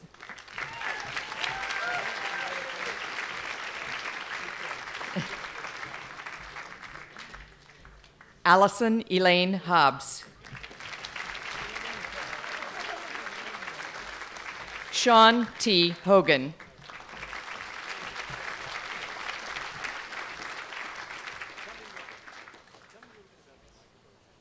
Robert M. Home.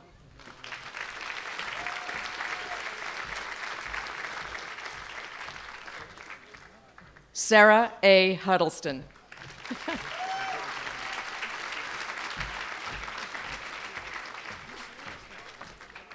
Julian B. Jefferson.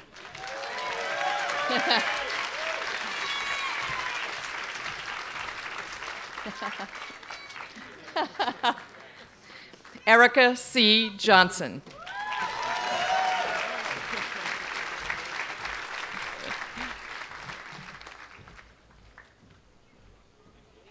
Janet E. Justman.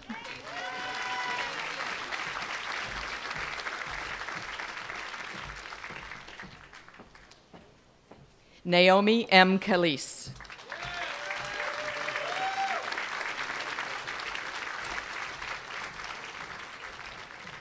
Quinn Emmett Kelly.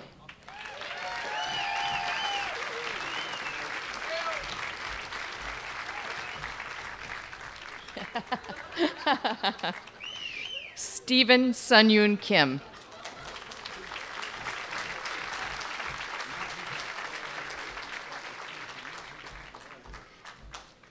Sung Pil Kim.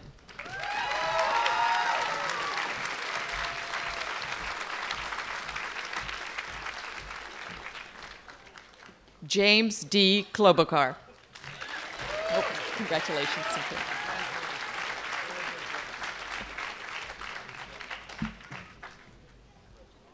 Haley Kornichek.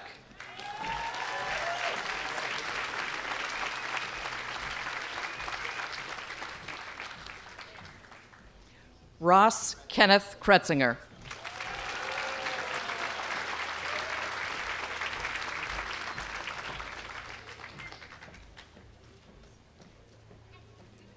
J.P. Colzer.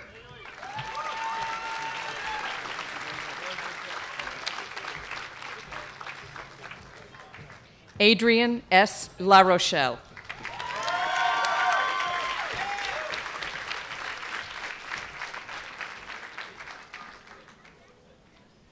Ashton A. Lawrence.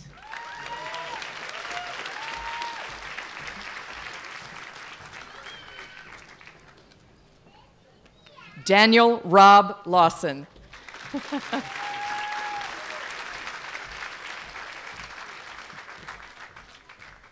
Benjamin E. Leduc.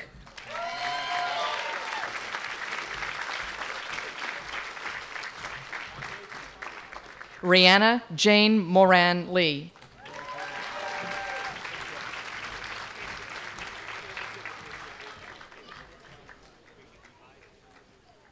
Yoon Gu Lee.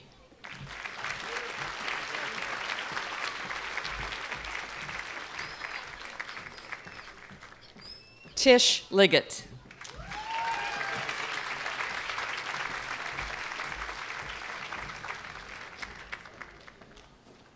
Eric H. Liu.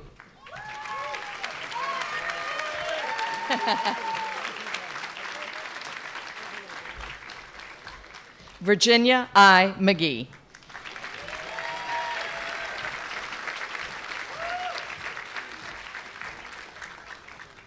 Michael J. Malaguti.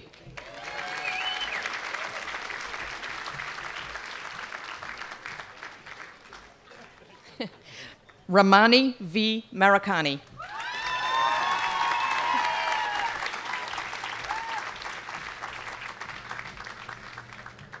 Caitlin J. McQueenie.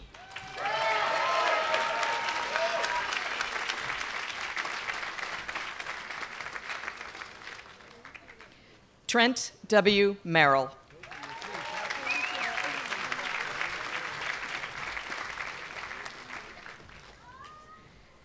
Susan J. Middleton.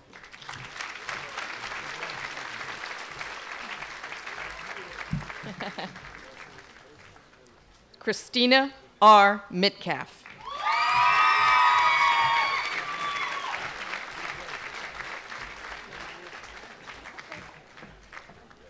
Andrea K. Mitrushi.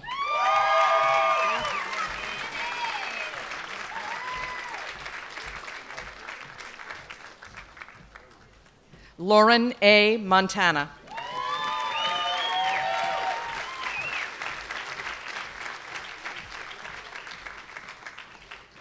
Ann Patricia Moynihan.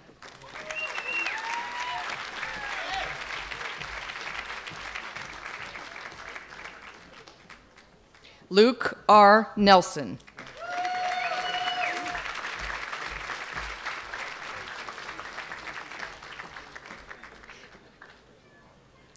Lynn N. Wynn.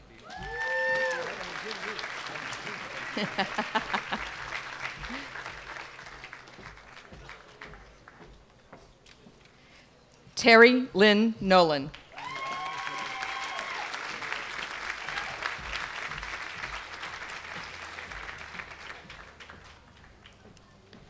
John Jerome Norton.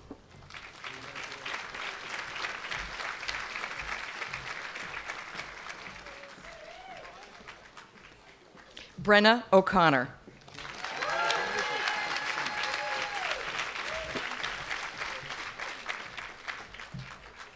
Trenton Bradford Osler.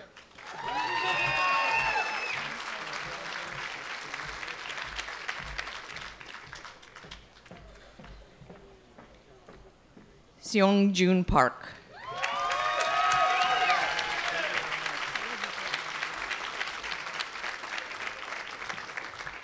Elizabeth Sarah Perry.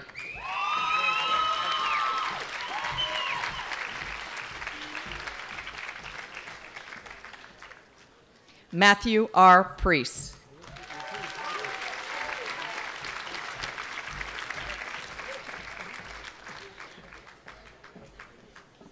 Kevin M. Repper.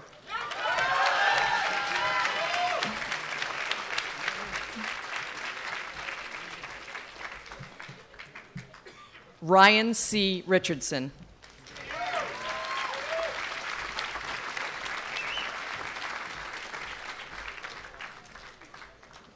Stephen Charles Richardson.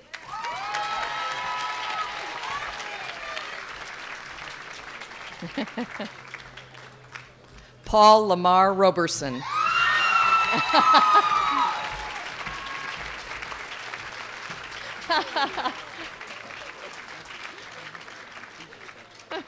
John A. Ruckless.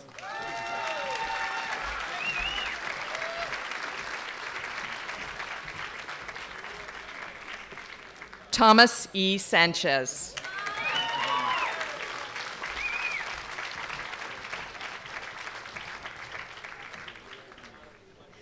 Lynn Scanlon Hernandez.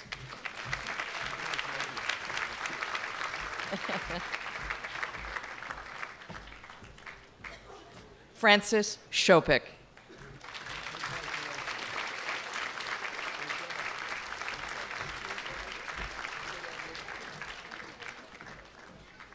Elizabeth A. Schnurr.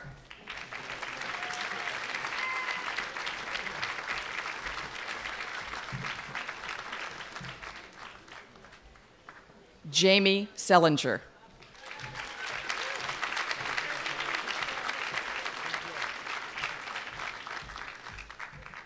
Carolyn L. Shea.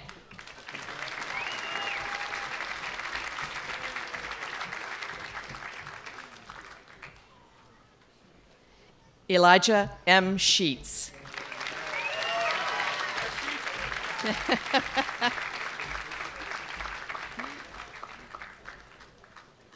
Yashika T. Simpkins.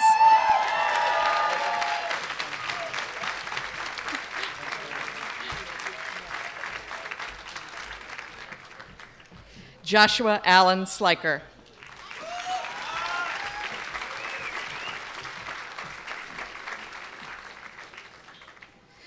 Matthew Wayne Sponholtz.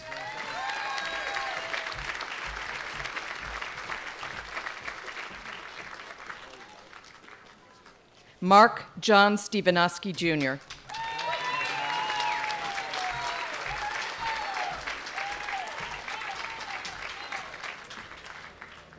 Rebecca Irene Stevens.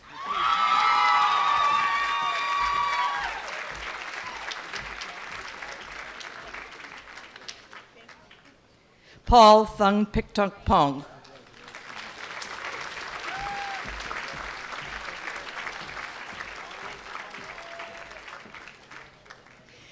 Alexandra May Tronas.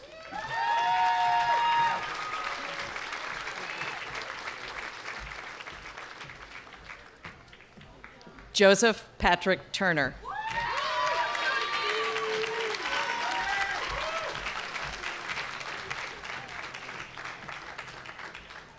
Christopher G. Ulrich.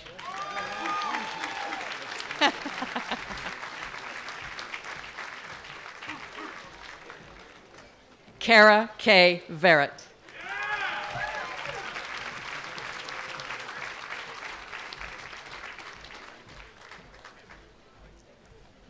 Alexander J. Vitale.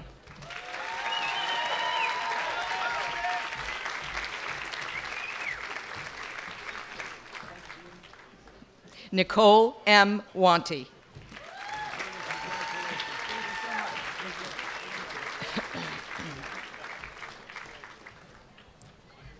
Joshua Philip Weiss.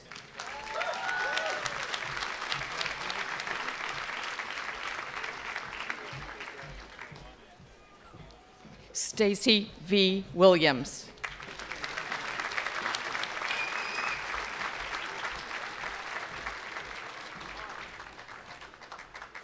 Timothy Edward Willis.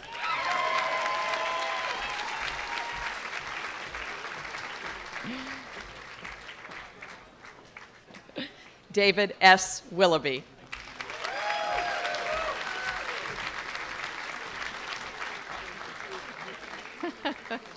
He's got on shorts.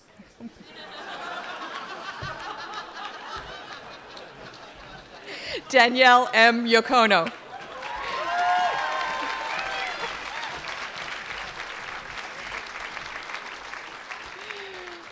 James P. Ziegra.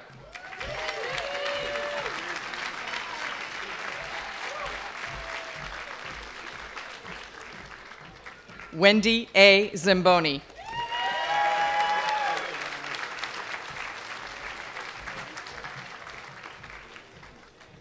Nash M. Zogabe.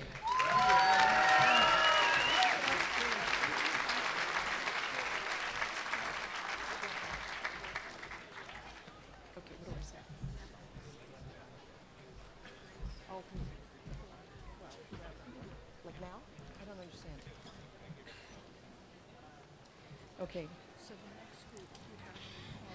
Okay. All righty. All right. Would the candidates for the joint degree of JD LLM in Commerce and Technology please stand? They got to be out there. Okay. Dean Broderick, I have the honor to present the fourth graduating class of the University of New Hampshire School of Law for the degree of Juris Doctor and Master of Laws in Commerce and Technology. By the authority vested in me by the Board of Trustees of the University of New Hampshire School of Law, in recognition of the satisfactory fulfillment of the course of study and all the requirements pertaining thereto, I hereby award the degree of Juris Doctor and Master of Laws in Commerce and Technology with all the rights and privileges, honors, and marks of distinction pertaining to those elevated to this degree. Okay, do we have them come up again? No, okay. So the next is this, the joint degrees, have them stand, okay. Will the candidates for the joint degree JD LLM in intellectual property please stand?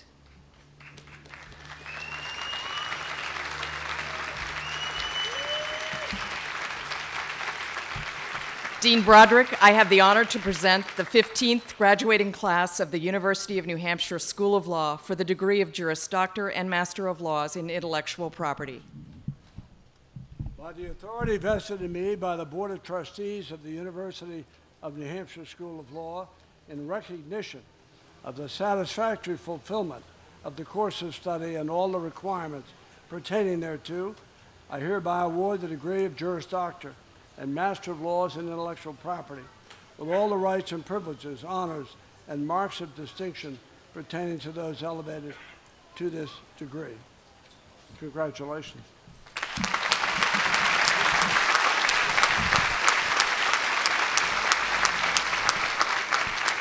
Will the candidates for the joint JD LLM in International Criminal Law and Justice degree please stand?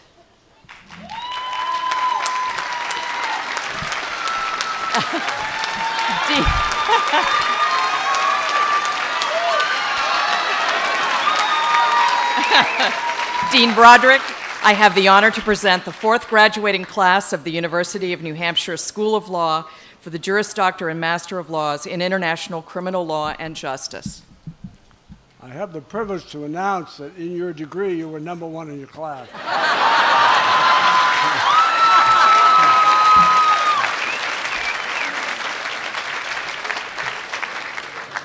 By the authority vested in me by the Board of Trustees of the University of New Hampshire School of Law, in recognition of the satisfactory fulfillment of the course of study and all the requirements pertaining thereto, I hereby award the degree of Juris Doctor and Master of Laws in International Criminal Law and Justice, with all the rights and privileges, honors, and marks of distinction pertaining to those elevated to this degree. Congratulations.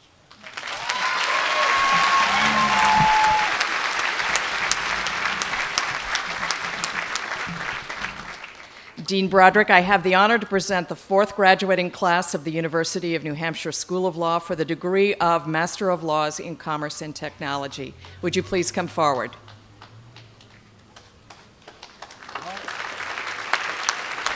They're going to walk across. By the authority vested in me by the Board of Trustees of the University of New Hampshire School of Law, upon the satisfactory fulfillment of the course of study and all the requirements pertaining thereto, I hereby award the degree of Master of Laws in Commerce and Technology, with all the rights, privileges, honors, and marks of distinctions pertaining to those elevated to this degree. Gochin Chevik.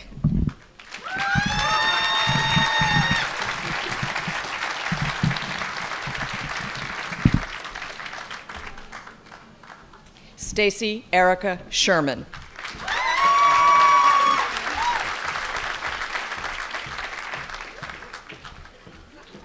Mahita Tota.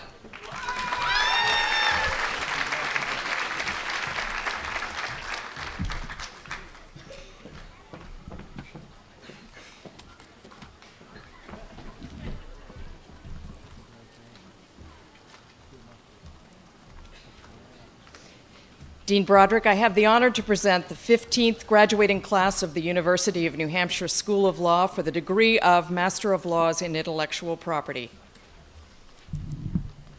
Would the graduates please stand? They are standing.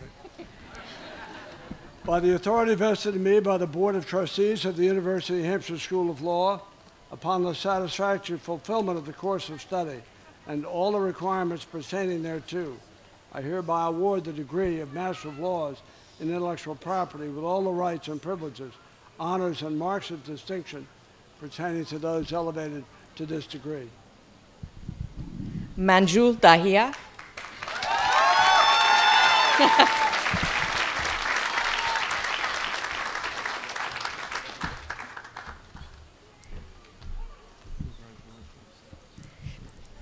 Ri Meng.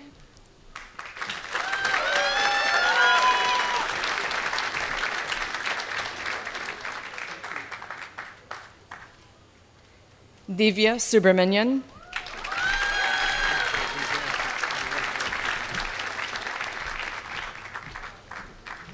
Tai Tran.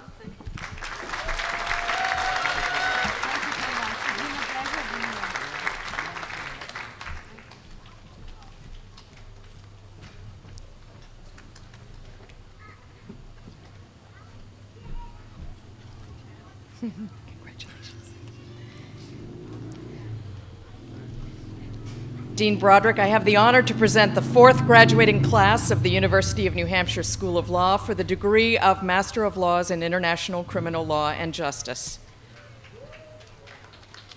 Will the graduates please stand?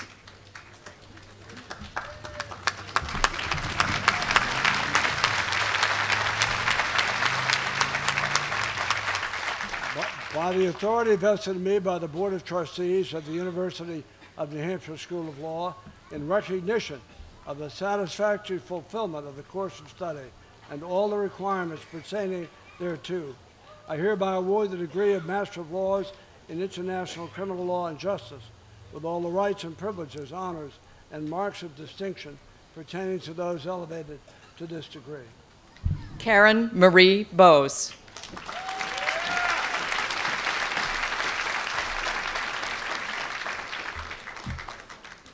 Latasha Maureen Cotterell.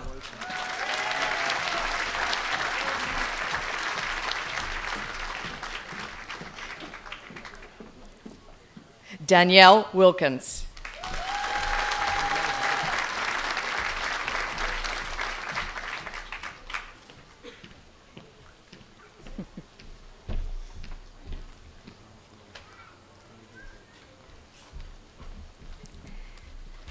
Dean Broderick, I have the honor to present the 25th graduating class of the University of New Hampshire School of Law for the degree of Master of Intellectual Property.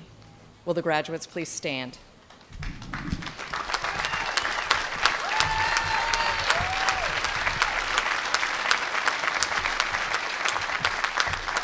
By the authority vested in me by the Board of Trustees of the University of New Hampshire School of Law, upon the satisfactory fulfillment of the course of study and all the requirements pertaining thereto, I hereby award the degree of Master of Intellectual Property with all the rights and privileges, honors, and marks of distinction pertaining to those elevated to this degree.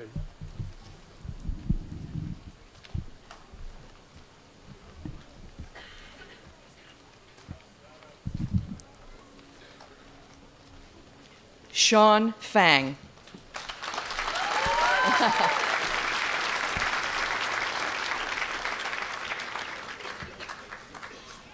Wenbo Hao.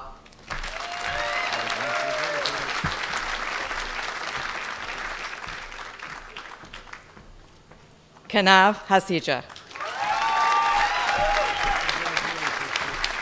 Congratulations. Jia Li.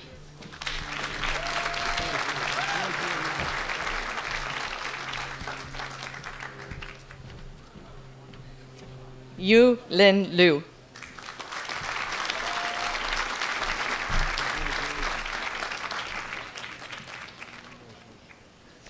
Kazumasa Matsura.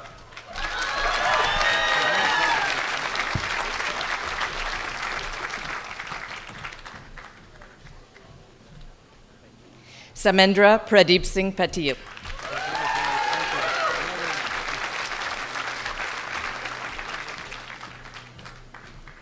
Neha Bina Ramani.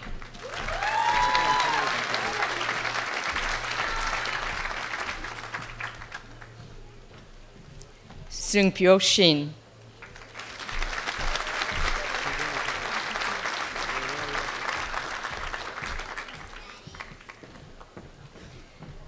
Chia Hui Sai.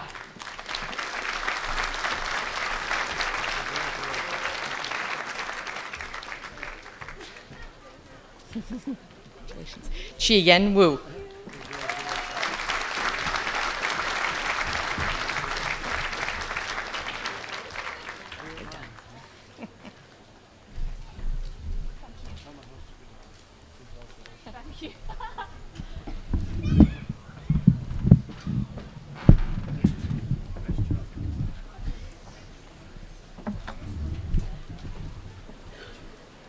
Actually, it's a little awkward to tell you this, but that was just a dress rehearsal.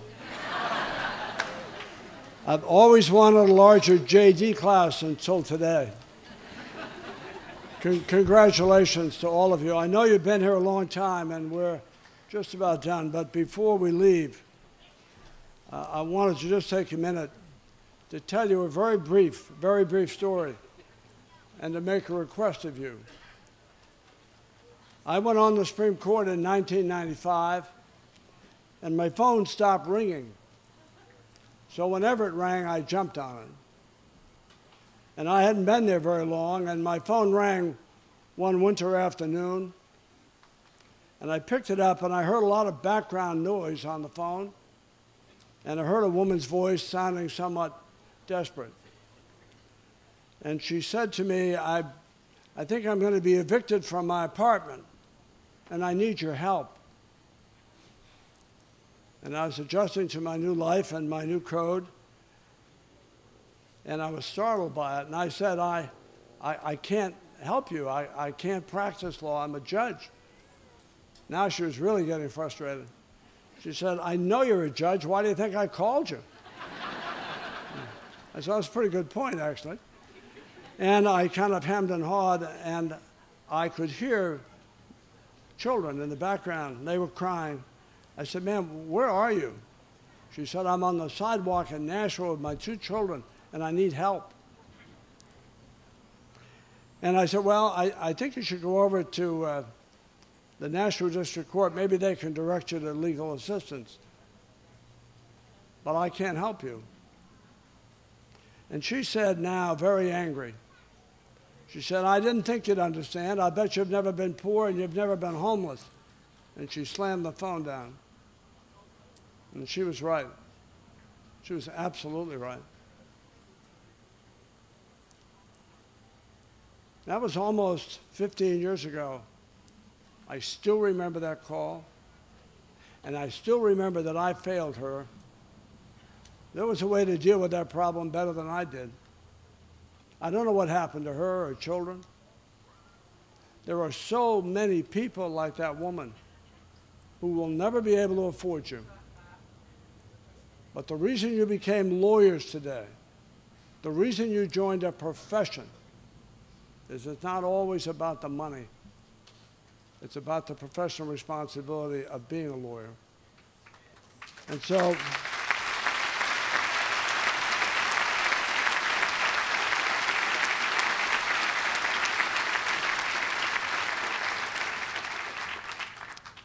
I know you'll measure up.